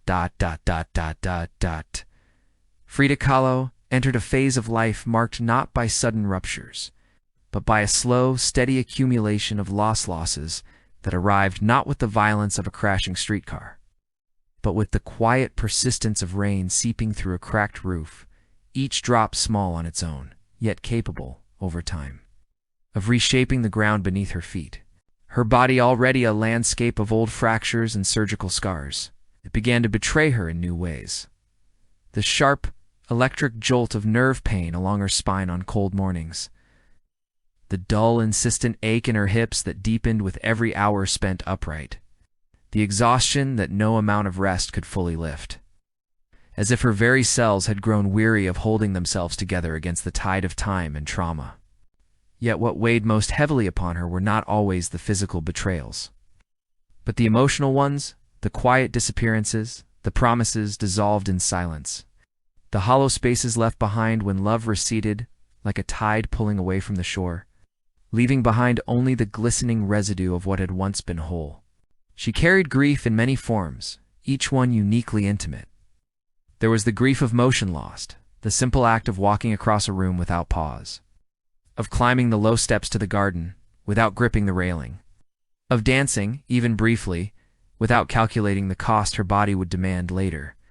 There was the grief of invisibility, the way strangers, upon meeting her, saw first the brace beneath her dress, the cane in her hand, the uneven gait, and only later, if at all, the fire in her eyes, the intelligence in her voice, the laughter that could still erupt, sudden and bright, like sunlight breaking through storm clouds.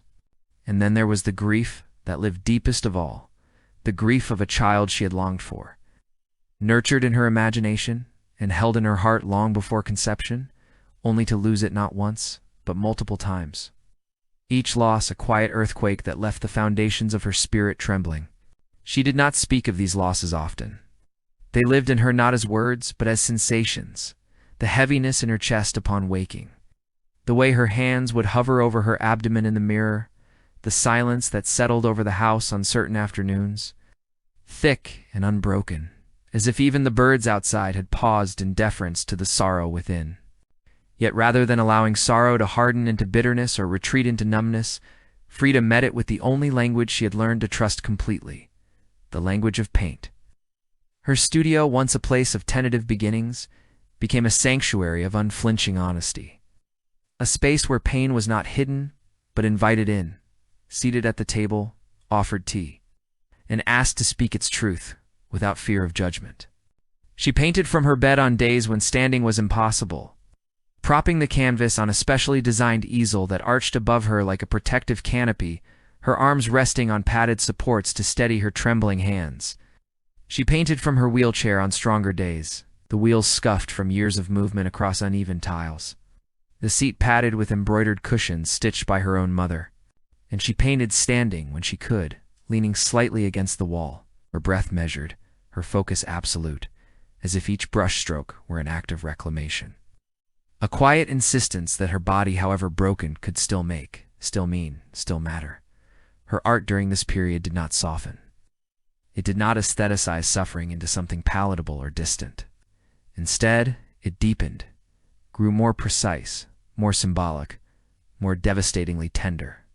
In Henry Ford Hospital, she depicted herself lying naked on a hospital bed, blood pooling beneath her, her body connected by thin red ribbons to floating objects: a fetus, a snail, a pelvic bone, a medical model, an orchid. A machine that together formed a visual poem of loss, longing, and medical alienation, each element chosen not for shock, for truth, for the way they echoed the fragmented, surreal logic of grief itself. In the broken column, she painted her torso split open to reveal a fractured ionic column in place of her spine. Her skin held together by a lace corset, nails piercing her flesh like silent screams made visible. Her face wet with tears yet composed, her gaze fixed forward not in despair, but in witness. These were not cries for pity. They were testaments, offered with the same calm dignity with which a historian might document a war, or a botanist might sketch a rare, wounded flower. Diego watched her during these years with a mixture of awe and sorrow, his admiration for her courage warring with his helplessness in the face of her suffering. He knew he could not fix her body, could not undo the accidents of fate or biology, could not shield her from the loneliness that sometimes settled over her like a second skin. And though his own actions, his infidelities, his absences, his restless heart added new layers of pain to the ones she already carried, he also recognized, with a clarity that cut through his own contradictions, that her art was being forged in the very fires he helped stoke. He saw how she transformed betrayal into a monkey perched on her shoulders, a symbol of lust and loyalty entwined. How she painted her tears not as weakness, but as liquid light tracing paths down her cheeks. How she rendered her surgical scars with the same meticulous care she gave to the embroidery on her dresses, as if to say, "This too is part of me. This too is worthy of attention." When he spoke of her work to others, his voice dropped, his hands stilled, and he used words like truth, courage, necessity, not beauty, not skill, but the deeper, more sacred qualities of art that endures because it refuses to lie. But Frida did not paint for Diego, nor for critics, nor even for posterity. She painted because it was the only way she knew to survive the unbearable intimacy of her own existence. Each canvas became a vessel into which she could pour what she could not speak aloud, the fear that her body would one day fail her completely, the hope that her voice might outlast her breath, the love that persisted even when it was wounded, the anger that flared hot and brief before settling into something quieter, more enduring. Painting was not therapy in the modern sense. It was alchemy. It was the slow, patient work of taking lead draw pain, betrayal, loss, and transmuting it, stroke by stroke, into gold. Not the gold of triumph, but the gold of meaning, of connection, of shared humanity.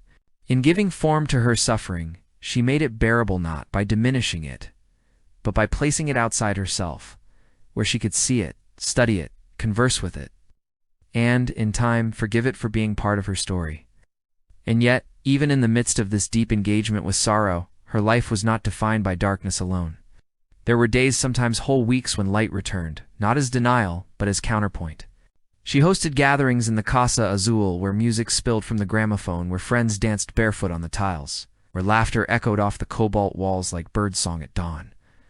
She wore her Taiwana dresses with fierce pride, adorning her hair with fresh gardenias, her wrists with silver cuffs, her neck with strands of coral and jade knot to disguise her fragility, but to celebrate the part of her that remained unbroken, her spirit, her heritage, her will to be seen on her own terms.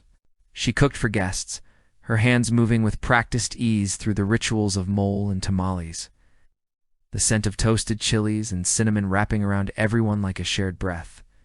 These were not performances of wellness. They were affirmations of life, deliberate, joyful, defiant acts of presence in a body that demanded constant negotiation. In these moments she understood something essential, that pain and joy are not opposites, but companions on the same path, like shadow and light on the surface of the same leaf. The deeper the sorrow, the more luminous the joy when it arrived. The more intimate the suffering, the more profound the gratitude for small mercies, a warm cup of atole in the morning, the first bloom of the bougainvillea after rain, the soft weight of her dog resting his head on her lap as she painted. She learned to hold both truths at once, that her body was failing her, and that her spirit was growing stronger. That love had wounded her, and that love had also sustained her. That she was closer to death than many her age, and yet she felt more alive, more awake, more herself than she ever had before. Her paintings from this period reflect this duality, not as contradiction, but as harmony. In Self-Portrait with Thorn Necklace and Hummingbird, she wears a necklace of thorns that draws beads of blood from her neck, a dead hummingbird hanging from its centera, symbol of lost love and hope, but behind her. Lush green leaves and a monkey and a cat sit in quiet companionship, and her expression is serene, almost transcendent, as if she has moved beyond suffering into a deeper understanding, that to be pierced is also to be adorned, that death and life share the same breath, that even in the midst of rupture, there is a kind of wholeness available to those who refuse to look away. This was the great lesson of her middle years, that creation is not the opposite of suffering, but its most profound response. That art is not born from ease, but from the friction between what is and what must be spoken. That the self, when observed with honesty and rendered with care, becomes not a site of shame, but a sanctuary. And in that sanctuary, Frida Kahlo did not merely survive, she flourished. Her pain did not vanish, but it changed shape, softened at the edges, became something she could hold without being crushed by it. It became paint. It became voice. It became legacy. She was no longer the girl who painted to pass the time in bed, nor the young woman who painted to prove she still existed. She had become something rarer, an artist whose work carried the weight of lived truth, whose every brushstroke whispered, "I am here. I am still feeling. I am still choosing to create." And in that choosing, in that quiet, relentless act of turning inward and saying yes to the full spectrum of her humanity, light and shadow, Wound and bloom she forged a path not just for herself, but for all who have ever carried pain and wondered if it might, one day, become something beautiful.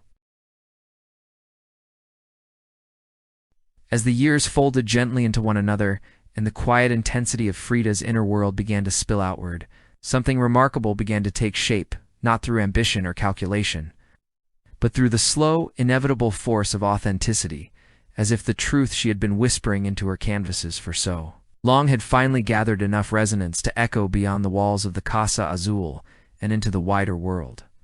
Her art, once a private ritual of survival, a language spoken only to herself in the stillness of recovery, began to find listeners, people who did not simply admire her technique or comment on her unusual style, but who paused before her paintings with a kind of hushed reverence, as though they had stumbled upon a sacred space where pain and beauty coexisted, not in contradiction, but in profound harmony. She did not seek this attention. She had never painted with the intention of being seen, only of being understood by herself. First and foremost, yet the very intimacy of her work, the unflinching honesty with which she rendered her own face, her wounds, her longing, her pride, carried a kind of magnetic gravity that drew others toward it, not out of curiosity alone, but out of recognition, as if each viewer glimpsed, for a fleeting moment, a reflection of their own hidden truths in the dark, steady gaze that looked back at them from the canvas.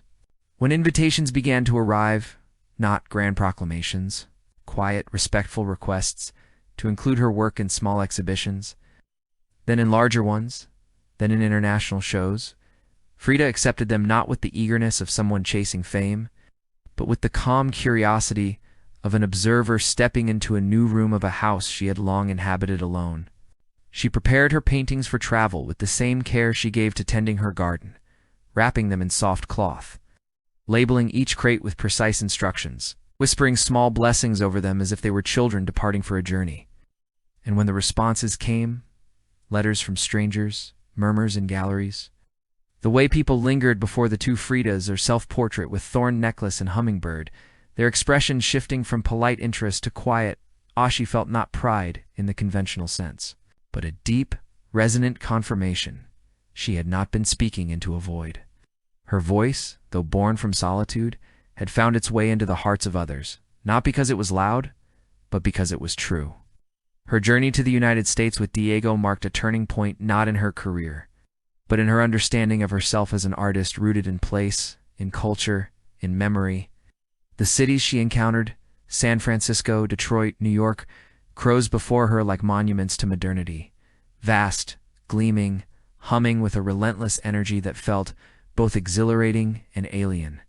The air carried unfamiliar scents, gasoline, steel, distant ocean, and the pace of life moved with a speed that seemed to leave little room for silence, for reflection, for the kind of slow, deliberate observation that had shaped her art from the beginning. In Detroit, where Diego immersed himself in the industrial grandeur of his murals at the Detroit Institute of Arts, Frida felt the weight of displacement settle over her like a thin veil. She watched the assembly lines from her window, the rhythmic precision of machines turning raw material into finished form. And she thought of her own body, how it, too, had been broken and reassembled. How it, too, carried the scars of construction and reconstruction. How it, too, resisted perfection in favor of endurance.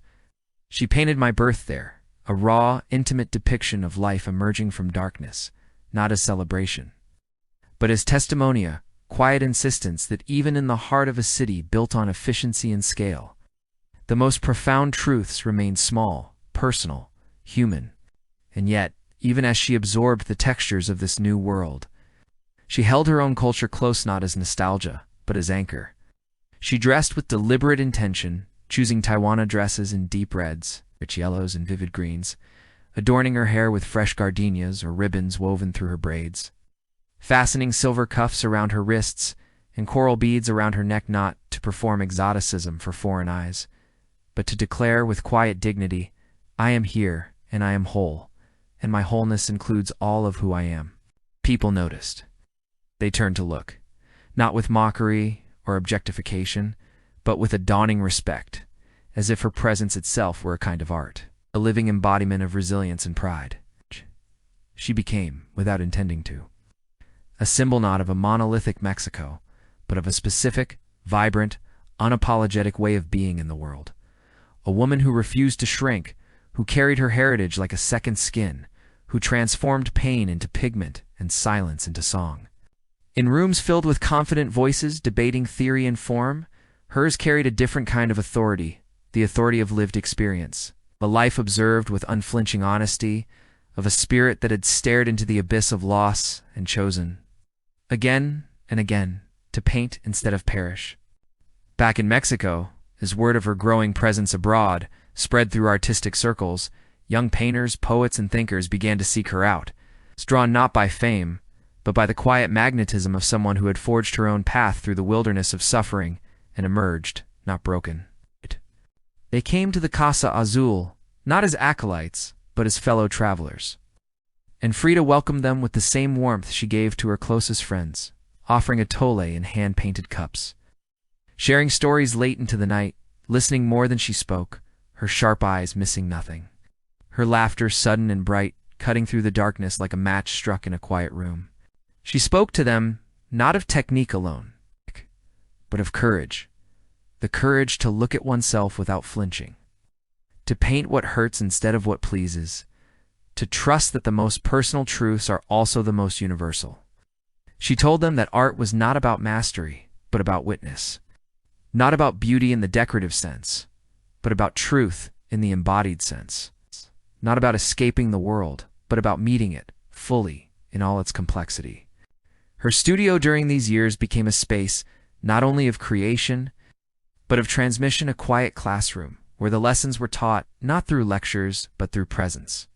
Students watched her mix colors with the precision of a botanist identifying rare flowers, noting how she layered crimson over ochre to create the deep flush of shame, how she used ivory black not to erase light, but to deepen it, how she rendered tears not as droplets, but as liquid light tracing paths down the cheek. They saw how she painted her spine not as a medical diagram, but as a column of fractured stone wrapped in thorns, and lace a visual metaphor that carried more emotional truth than any anatomical sketch ever could. They learned that symbolism was not decoration but distillation, that a monkey perched on a shoulder could speak of lust and loyalty in the same breath, that roots growing from the body could speak of both entrapment and belonging, that a single vein connecting to hearts could speak of love that endures even in separation. Frida's art was not coded to exclude, but to invite, to ask the viewer to lean in, to look closer, to feel more deeply. Critics, when they wrote of her, struggled to place her. Some called her a surrealist, though she gently corrected them. I never painted dreams, painted my reality. Others tried to frame her as Diego Rivera's wife first, artist second. As if her brilliance could only be understood in relation to his butt, those who spent time with her paintings quickly realized the error. For her voice was unmistakably her own. Intimate where his was monumental, interior where his was public, symbolic where his was narrative, tender where his was declarative. She was not a footnote in his story, she was the author of her own. And as exhibitions began to feature her work alongside the greats of the modern era, not as novelty, but as necessity, the world slowly began to understand what those who knew her had always felt. That Frida Kahlo was not following a path laid by others. She was carving her own stroke by deliberate stroke, in colors so vivid they seemed to pulse with life. What emerged during these years was not just recognition, but resonance, a growing awareness that her work spoke to something fundamental in the human experience. The tension between body and spirit, between love and betrayal, between identity and expectation. People saw in her self-portraits not just the face of a Mexican woman, but the face of anyone who had ever felt broken and continued anyway, who had ever loved deeply and been wounded, who had ever stood before a mirror and asked, "Who am I really?" Her art did not offer answers. It offered companionship. It said, you are not alone in your pain. You're not strange for your contradictions. You're allowed to be both fragile and fierce, wounded and whole. And in that realization, her legacy began to take root not in museums or auction houses, but in the quiet spaces of human connection. In the bedrooms of teenagers who pinned her image above their desks, in the studios of artists who found courage in her honesty, in the hearts of women who saw in her a reflection of their own unspoken struggles and strengths. She had become more than a painter. She had become a voice like any other, calm, clear, unflinching. Rising from the depths of suffering, not as a cry of despair, but as a song of survival, a lullaby for the wounded, a whispered promise that even in the darkest hour, the self when honored, when painted, when witnessed remains unbreakable. She did not yet know how far that voice would travel, how many lives it would touch, how many generations it would guide. But in the soft light of her studio, she mixed a new shade of cobalt. Just like the walls of the house where it all began, she felt a quiet certainty settle over her. She had not been silenced by pain, she had been shaped by it. And from that shaping, something luminous had been born, a voice that would outlive her breath, a light that would continue to glow long after the final brushstroke had dried.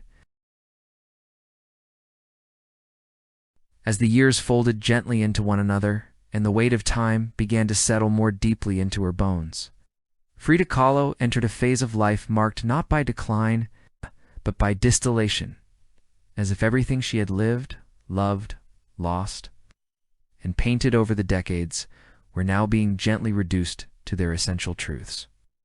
Like a simmering broth, releasing its deepest flavors only after hours of quiet heat. Her body, once a vessel of defiant resilience, carried the quiet testimony of a life lived at full intensity. Surgeries had left their signatures in scar tissue and metal supports. Pain had etched its presence into the subtle tension of her posture, and fatigue settled over her like a second skin, soft but persistent, requiring her to move through the world with a new kind of reverence for each gesture, each breath. Yet paradoxically, as her physical presence grew more fragile, her inner world expanded, her gaze sharpened. Her voice deepened, her understanding of herself and her art ripened into something quieter, more luminous, more unshakably whole. In the Casa Azul, the mirrors, those constant companions since her earliest days of painting from bed now, reflected a woman transformed, not by age alone but by the cumulative force of a life lived without evasion. The face that looked back at her carried the gentle topography of time, fine lines radiating from the corners of her eyes, not just from sorrow, but from laughter shared late into the night.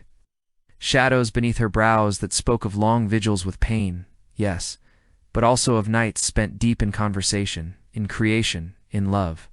And her eyes, still dark, still steady, still burning with that unmistakable inner light, now held a kind of calm authority, the quiet certainty of someone who had stared into the abyss of suffering and loneliness, and had not looked away, but had instead painted it, named it, and in so doing claimed it as part of her own sacred story. She no longer saw a single self in the glass, but many. The girl who walked barefoot through the garden, tracing the texture of cobalt walls with her fingers. The teenager who watched her father develop photographs in the red-lit dark room, learning that truth emerges slowly, like an image rising from developer. The young woman pinned to a shattered streetcar, feeling time split open like fabric. The artist who first lifted a brush not to make art, but to prove she was still here. The wife who loved fiercely despite betrayal, who painted Diego's name on her forehead like a vow and on her heart like a wound. The teacher who welcomed students into her home, not with lectures, but with presence, with atole, with the sharp clarity of questions that cut to the bone of authenticity. Each of these women lived within her still not as ghosts, but as threads woven into the rich, complex tapestry of who she had become. Her room, once a private sanctuary of recovery, now became a gentle crossroads where the world came to meet her. Visitors arrived from near and far, artists, drawn by the magnetic pull of her honesty.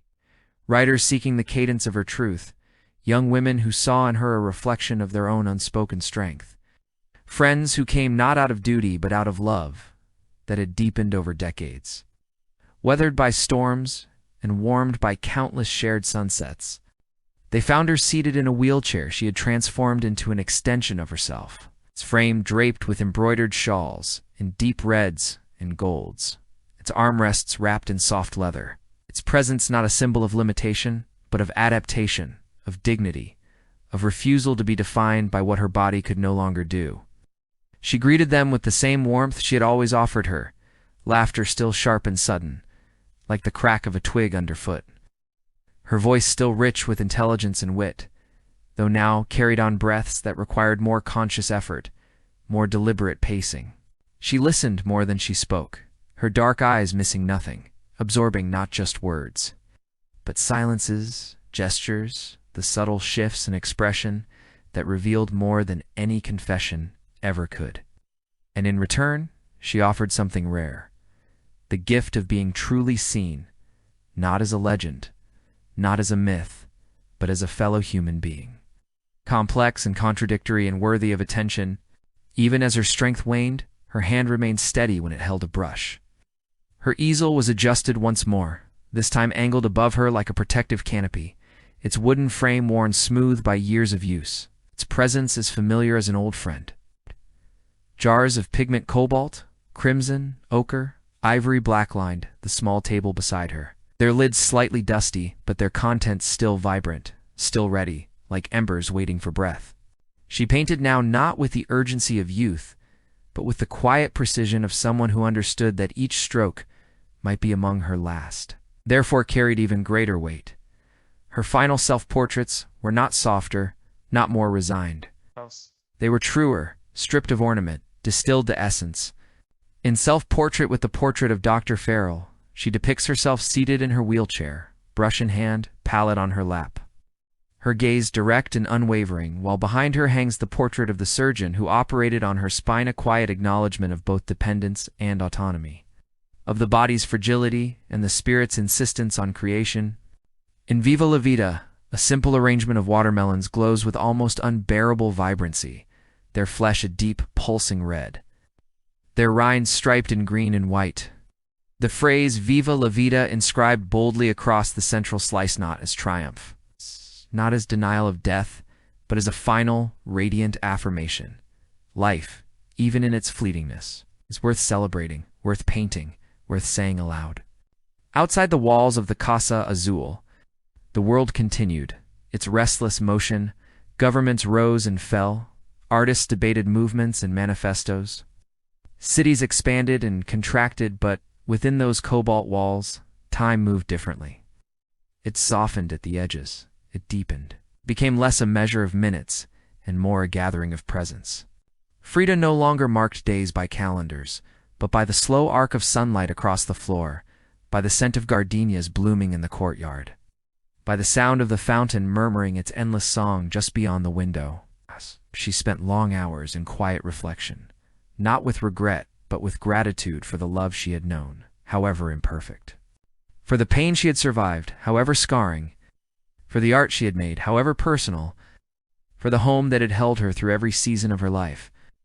She thought often of the garden where it had all begun, the same garden that still thrived just beyond her window, its bougainvillea spilling over the walls in waves of magenta, its pomegranate trees heavy with fruit, its jacaranda shedding purple blossoms like gentle rain. That garden had been her first studio, her first teacher, her first witness. And now in these final years it became her companion, once more a living reminder that beauty and decay, growth and loss, are not opposites, but phases in the same eternal cycle. She understood with a clarity that required no words, that her life was nearing its natural conclusion not as failure, but as fulfillment. She had said what she needed to say. She had painted what she needed to paint. She had loved fiercely and imperfectly. She had suffered honestly and without shame. She had created persistently and with unflinching truth. And in doing so, she had woven a legacy not of grand monuments or sweeping declarations, but of intimate testimonia, body of work that whispered, "You are not alone, your pain is valid. Your joy is sacred, your existence matters."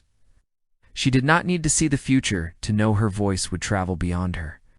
She felt it in the way visitors lingered before her paintings, their expressions shifting from curiosity to recognition.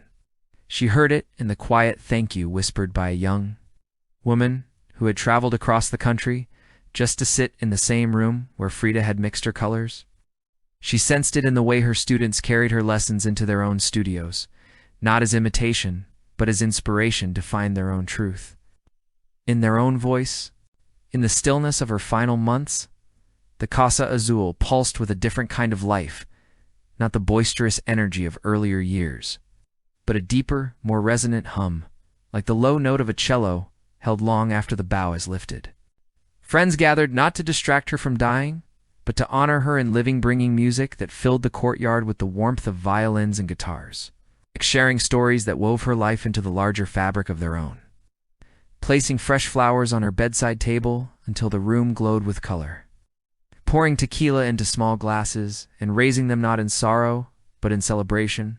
Por Frida, por la verdad, por el fuego, que nunca se apagó. Even in weakness, she participated, humming along to a familiar tune, squeezing a friend's hand with surprising strength, offering a wry comment that made everyone laugh through tears.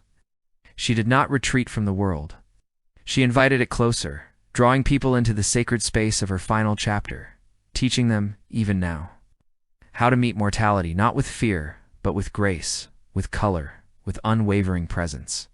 And in those quiet moments between visitors, when the house settled into stillness and the only sound was the soft rhythm of her breath and the distant drip of the fountain, she allowed herself to drift not into oblivion, but into memory. She saw herself as a child, pressing her palm against the sun-warmed cobalt wall.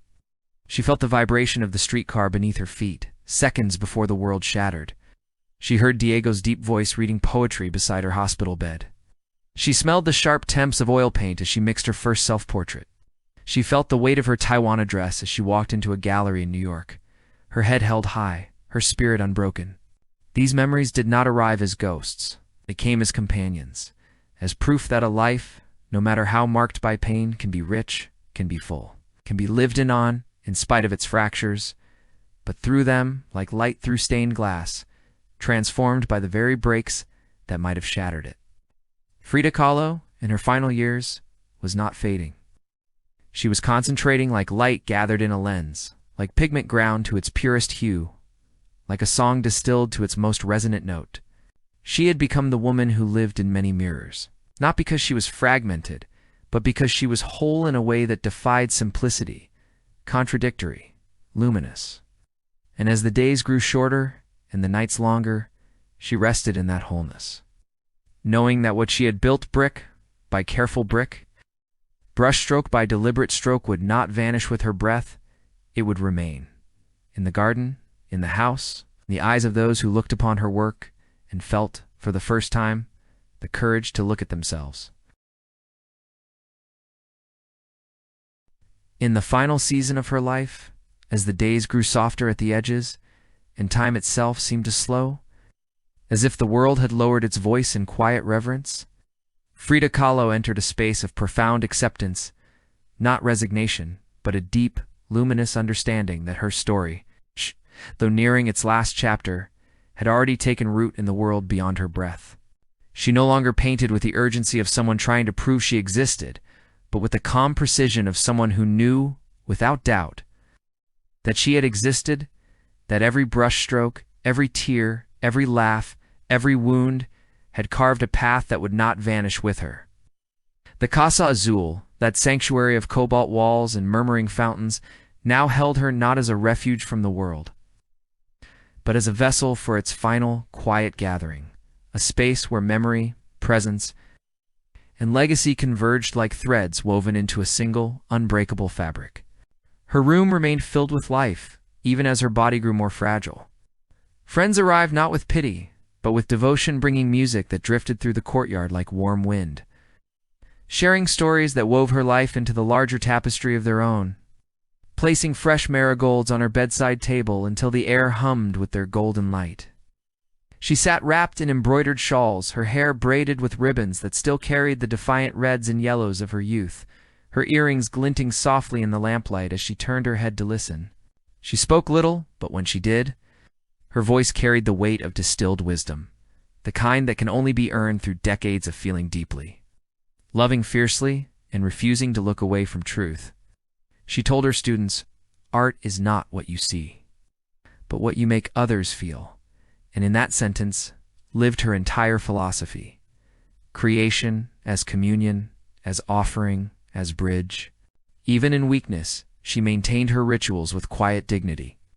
Each morning she allowed herself to be dressed by trusted hands, choosing garments not for comfort alone, but for meaning Tewana, dressed with floral embroidery that echoed the bougainvillea in the garden. Rebozo died in the deep indigo of her father's photographs. silver cuffs that chimed softly when she lifted her hands to adjust the brush in her trembling fingers. These were not costumes, they were declarations. With every thread, every bead, every fold of fabric, she affirmed her identity not as victim, not as icon, but as Frida, woman, artist, daughter of Mexico, keeper of memory, weaver of truth. When she painted now, it was with the awareness that each stroke might be among her last, and so they carried a kind of sacred weight. Her easel adjusted above her like a protective arch, held canvases that glowed with an almost unbearable intensity, watermelons, sliced open to reveal flesh the color of sunset. Ow. Their rinds striped in green and white. The phrase Viva la Vida inscribed boldly across the central slice knot, as defiance of death, but as celebration of life in its fleeting, radiant fullness. She painted herself not as she wished to be, but as she was, thin, weary, luminous, her gaze steady, her spirit unbroken. In these final self-portraits, there was no pleading, no performance, only presence.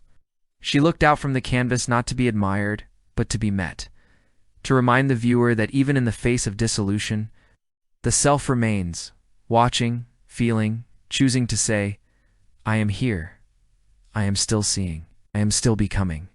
Outside, the garden continued its quiet cycles, bougainvillea, blooming and fading, jacaranda shedding petals like soft purple rain, the pomegranate tree heavy with fruit once more. She watched it from her window, her reflection faintly superimposed on the glass. And in that layered image she saw the full arc of her life, the child who traced the cobalt walls with curious fingers, the girl who sat beneath the trees gathering colors, the woman who turned pain into pigment, the artist who gave voice to the unspeakable. Time, in these final weeks, no longer felt linear. It folded inward, like a hand closing gently around a cherished object, bringing past and present into a single breathing moment. She felt no fear of what lay ahead. Instead, she felt gratitude for the love that had warmed her, however imperfectly, for the pain that had deepened her, for the art that had given her a language when words failed, for the home that had held her through every storm. When the end finally drew near, those closest to her gathered not in silence, but in shared tenderness. Diego sat beside her, his massive frame folded into a chair too small for him, his hand resting over hers, his voice low as he read aloud from her favorite poems, Neruda, Lorca, ancient Aztec hymns to the earth and the stars. Her sisters combed her hair with slow, deliberate strokes. Friends sang softly, their voices blending with the distant chirp of crickets and the soft splash of the fountain. Ow.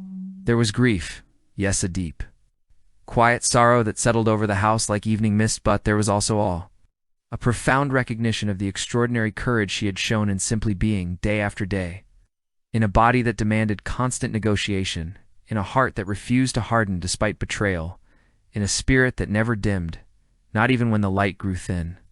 After she was gone, the Casa Azul did not fall silent, did not become a museum in the cold, institutional sense. It became a sanctuary of resonance, a place where time slows and memory breathes. Her brushes rest on the table where she left them, their bristles still holding traces of cobalt and crimson. Her wheelchair, draped in embroidered cloth, stands beside the bed where she painted some of her most luminous works. Her dresses hang in glass cases, not as relics, but as living presences, the embroidery still vivid, the ribbons still bright, the scent of gardenias faintly lingering in the folds. Visitors who step inside do not speak loudly, they do not rush, they pause, they linger. They feel, almost instinctively, that they have entered a space where something sacred remains, not because of fame, but because of honesty. People stand before her paintings and feel something shift within them, not admiration, not curiosity, but recognition. They see in her face the reflection of their own hidden struggles, the grief they carry in silence. It's the love that wounded them, the body that betrays them, the spirit that refuses to be extinguished. Her art does not offer solutions. It offers companionship. It whispers, you are not alone in your pain. Your contradictions are not flaws. They are proof that you are alive. Your vulnerability is not weakness. It is the ground from which courage grows. In a world that prizes speed, perfection, and performance, Frida's legacy is a quiet rebellion, a reminder that to be human is to be fractured, and that from those fractures, light can still emerge. Her voice, once confined to a small room in Coyoacán, travels across continents and generations, not in shouts, but in murmurs, in brushstrokes, in the way a young girl in Tokyo pins her image above her desk, in the way a man in Buenos Aires weeps before the two Fridas, in the way a student in Nairobi writes a poem inspired by her unflinching gaze. She has become more than a historical figure. She has become a presence, a companion for anyone navigating the difficult, beautiful terrain of being alive. Her story is not about overcoming pain, but about living through it fully, honestly, vividly, and in that living, transforming it into something that sustains others. And so the colors of the Casa Azul remain eternal, not because they are preserved in paint and plaster, because they live in the hearts of those who have looked upon her work and felt, for the first time, the courage to look at themselves. The deep cobalt of the walls, the fiery red of her dresses, the lush green of the garden, the golden light of the Mexican sun, they have not faded. They have multiplied. They've entered dreams, classrooms, studios, quiet bedrooms at night, where someone whispers her name like a prayer. Frida, Frida, Frida, a name that means, in its essence, peace, and yet carries the fire of a life lived without compromise, without apology, without silence.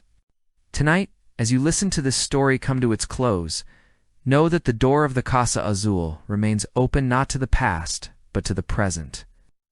It opens for anyone who needs a reminder that suffering and beauty can coexist, that fragility and strength are not opposites but companions, that to create is to survive, and that to witness oneself with honesty is the most revolutionary act of all. The house still breathes, the fountain still murmurs, the garden still blooms. And in the soft light of the evening, if you listen closely, you can still hear the quiet scratch of a brush against canvases, sound that feels almost like breathing, steady and fragile and unbroken, rising from the heart of the blue house and echoing softly into the night. Thank you for walking with me through the quiet corridors and vibrant colors of Frida Kahlo's life, for allowing her story to unfold in the gentle space between waking and dreaming, where memory breathes more deeply and truth settles into the heart without resistance. As we prepare to leave the Casa Azul behind us tonight, I invite you to linger just a little longer in this space of shared stillness, to let your breath deepen, to feel the weight of your body resting fully against the surface beneath you, and to sense how the air around you has grown softer, warmer, as if the house itself were exhaling with you, releasing the final traces of the day into the arms of the night. Close your eyes, if they are not already closed, and imagine the soft glow of candlelight filling the room, casting golden halos along the deep cobalt walls that sheltered Frida through every season of her life, through laughter and silence, through pain and creation, through love's fierce warmth and its quiet betrayals. Outside, the garden rests beneath a sky dusted with stars. The bougainvillea is still faintly breathing in the breeze, fountain murmuring its endless song. The same sound that once accompanied a child tracing the texture of walls with curious fingers, and later a woman painting her truth with trembling hands. In this moment, time does not move forward or backward. It folds inward, like a hand closing gently around a cherished memory. And the house feels less like a place built of stone and wood, and more like a heart still beating, still holding space for all who enter with openness and care. Let the story remain with you now, not as history to be remembered, but as presence to be felt. The quiet courage it takes to face oneself in the mirror without flinching. The resilience that blooms not in spite of suffering, but through it. The way color can rise from darkness, not to erase it, but to give it meaning. The understanding that to love deeply is to risk being wounded, and yet to choose love anyway is to affirm life in its most honest form. Frida's legacy is not in grand monuments or polished myths, in the small, sacred acts of authenticity she modeled, every day dressing in colors that declared her pride, painting wounds she did not hide, speaking truths she did not soften, and creating, always creating, even when her body begged her to stop. As you rest tonight, allow those colors, the deep red of her dresses, the golden light of the Mexican sun, the lush green of the garden, the radiant cobalt of the walls to soften in your mind, to blur at the edges, to drift like gentle smoke into the darkness behind your eyelids. Let them become impressions rather than images, warmth rather than light, dreams rather than thoughts. If the world feels heavy as you settle into sleep, carry with you her quiet reminder that even in the most fractured places, something whole can still emerge, that even in silence, a voice can rise, that even in stillness, a life can move forward, brushstroke by careful brushstroke. Thank you for being here, for listening not just with your ears, but with your presence, for allowing this journey to unfold at its own pace, in its own time. If you would like to share where in the world or even where in time you are listening from tonight, know that I hold that thought gently, like a small offering placed at the foot of the fountain, where the water carries it softly into the earth. And if you wish to return for another story, another quiet passage through history, you are always welcome here. This channel is a place built for slow listening, for deep breathing, for history told not as spectacle, but as companionship, and the door is never locked. For now, let yourself drift. Feel your breathing slow, your limbs grow heavier, your thoughts settle like dust on quiet floors. Let the colors of the Costa Azul dissolve into the stillness of night. Let your mind wander gently into dreams, carrying with you the calm that this journey has offered, not as escape, but as belonging. Good night.